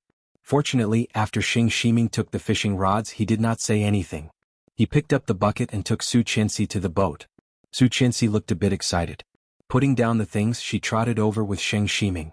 However, when she was about to get on the boat, she was pulled back by a big hand. Li Xiqing looked cold. Seeing her confused look, he said, "Slow down." Then he got on the boat first and reached out his hand to her. "Oh." Su Qianxi stuck her tongue out and slowed down. She took his hand and walked up. Song Yifan saw that and felt relieved. Soon he got on the boat as well. The small boat slowly moved to the middle of the sea and stopped. Xing Shiming was a good fisherman, which Su Qianxi had always known. However, in less than 10 minutes, there were already 2 fish in his bucket and Li Xiqing, not a single one. Holding the fishing rod, Su Qianxi sat there seriously, peeking at Li Xiqing and then at Song Yifan. Neither of them had caught any fish, but obviously, Li Xiqing was much calmer than Song Yifan. Seeming to notice her gaze, he glanced over, calm and indifferent. Su Qianxi stuck her tongue out at him and quickly turned her head to stare at the calm sea. Just where she did not see, there was a gentle smile in Li Xiqing's cold eyes. About 10 minutes later, Su Qianxi felt a bit restless. When she was thinking about leaving, the fishing rod suddenly moved. Opening her eyes in surprise, Su Qianxi was excited. "I got it. Mr. Li, look, I got it." Seeing that she was as excited as a child, Li Xiqing curled his lips and grabbed her fishing rod. "The fish is going to escape." "Oh right." Su Qianxi quickly reeled in the line. The fish was struggling, splashing water on them. "Mr. Li?" Song Yifan looked up. His eyes, which had always been gentle, became sharp at this moment. "Aren't you husband and wife?" Hearing that, Su Qianxi's heart skipped a beat, and the smile on her face froze. Inexplicably, she felt guilty. Husband and wife. Are they husband and wife? Although their relationship had eased recently, this word was still so distant for Su Qianxi. Married couple. It was as if she had stolen it. She did not feel comfortable using the title of Li Xiqing's wife. But he did admit it, didn't he? He seemed to like her, didn't he? Subconsciously, he looked at Li Xiqing. Li Xiqing also paused. Seeing Su Qianxi's stiff face, his eyes darkened. But very quickly, he calmly removed the hook and placed it on the small bucket beside her. He calmly said, "It's just a form of address, but you have to change it in the future. Don't let outsiders misunderstand." "Yes, it's just a form of address." She nodded. "I see." Looking at Su Qianxi's face, Song Yifan was dazed. After a few seconds he said, "With all due respect, Miss Su, you look a lot like a friend of mine." Chapter 179. Don't get me wrong. That friend of mine is only 2 years younger than me and she is gone. Song Yifun's eyes dimmed. Rong Xian? Su Qianxi asked. In the past, when she and Xing Ximing were very close, this was the name that came out of his mouth the most. However, he called her Xian. If she guessed correctly, this woman should not only be Xing Ximing's first love, but also Song Yifun's ex-girlfriend. Their relationship was a bit complicated, however, it was clear that the reason why they had a falling out was because of this dead Rong Xian. Song Yifun was dazed. How do you know? He looked at Xing Ximing. Xing Ximing was also surprised to hear the name from Su Qianxi and looked over. Seeing their gazes, Su Qianxi knew that she had guessed correctly. She coughed and said, Uncle Xing mentioned this name by accident once and I remembered it. Really? I mentioned it? Xing Ximing felt a bit strange. For him and Song Yifun, this name was an untouchable memory. There was no reason for him to tell her. However, if he did not expose it, how did she know? Yes, I did. Su Qianxi felt a bit guilty and quickly changed the topic. I really want to see how much she looks like me. When Uncle Xing saw me for the first time, he also said that I look like her. Her laughter was a bit forced and Li Xiqing couldn't stand it anymore. He pulled her to his side and whispered, Have I told you that you're not good at lying? Su Qianxi blushed and said, I did not lie. She really did not lie. She had heard it from Xing Ximing, just not in this lifetime. Fortunately, Xing Ximing and Song Yifun did not care about that. Song Yifun smiled, took out his wallet from his pocket and opened it, revealing an old-fashioned color photo. It looked a bit old and the photo was slightly yellow. However, it was well preserved and the photo was very clear. There were two people in the photo, a man and a woman. The man was gentle, handsome and tall. The woman was smiling, wearing a light yellow dress and a yellow floral hat. She was holding the man's arm and looking forward. The face under the hat was very similar to Su Qianxi's. At first glance, Su Qianxi thought it was her. He widened his eyes and took a closer look. Only then did he notice a slight difference in his facial features. Rong Xian's nose was taller while hers was smaller. Rong Xian's lips were a little thick, and her smile was sexy and cute. Her lips, on the other hand, were smaller and thinner. Touching her lips, she looked up at Song Yifun. However, when she looked up, she saw that he was looking at her warmly. Deep in his eyes, there was an indescribable meaning. This is Xian, a photo from 22 years ago. At that time, she and I almost registered for marriage, but after this photo was taken, she disappeared. Song Yifun looked at her and said sadly, 2 years later, her body was found in a mountain in the 100,000 mountain. 22 years ago. Su Qianxi's heart was beating fast. She was almost 21 years old. In addition, that face was extremely similar to his. Could it really be such a coincidence? Chapter 180. But that was impossible. Her mother was Su Han. Moreover, back then, Su Han had been abducted to the 100,000 mountains and, after that, she had given birth to her, hadn't she? Although Su Qianxi did not want to admit it, her biological father was most likely a dark and ugly mountain man who could not find a wife, so he sold women to reproduce. How did it become Song Yifun now? As Su Qianxi's heart was pounding, Song Yifun continued, However, you were sent to the orphanage 3 years later, and the woman who sent you there was Rong Xian. That was to say, Rong Xian was not dead? Are you sure? Yes, I am very sure. Song Yifun looked at her. These days I have done a thorough investigation. You are the child, but he was not sure if she was his child. The probability of this happening was too small, too small. You suspect that she is your daughter? Li Xiqing asked for him. Song Yifun was silent, and so was Xing Ximing. It was not so much suspicion, or rather hope. He hoped that Su Qianxi was his and Rong Xian's child, or rather he hoped that he and Rong Xian had a child. She had left and had not returned for 22 years. He had waited and thought for too long. God knew how surprised he was when Xing Ximing hurriedly called him back from abroad to tell him the news. He wished he could take her to the hospital for a paternity test. But now he did not dare to do that. He was afraid that if she was not his daughter, hey! Aduo's voice came from the coast. The barbecue is ready. Come back and eat. Xing Ximing responded to Aduo and quickly said to them, Let's go. Let's not talk about this anymore. We are all out on vacation. Let's go. The boat returned to the coast. Aduo and Ali kept showing off their affection, while Su Qianxi was a bit worried because of what Song Yifun had just said. She did not eat much and left with Li Xiqing. Back at the hotel, it was already past 6 p.m. Su Qianxi sat on the bed thinking about what Song Yifun had just said. Don't think too much. He is not your father. Li Xiqing handed her a glass of warm water, his voice still cold. What? She looked up. How did you know? I guessed. But I think the possibility is very high. What should I do? That Rong Xin really looks like me. Don't you think? Yes, but she's not Su-han. I know, she had seen Su-han's photo before. At that time she felt that she looked different from Su-han. She thought that she looked like her father. But now that she thought about it, her unpopularity in the Su family and her uncle's distant attitude towards her. She originally thought that it was because she hadn't grown up with them and wasn't close to them. But now that she thought about it, perhaps they already knew that she wasn't Su-han's daughter. In other words, it had nothing to do with them. That was why they hated and distanced themselves from him, right? She suddenly felt that her life was full of mysteries.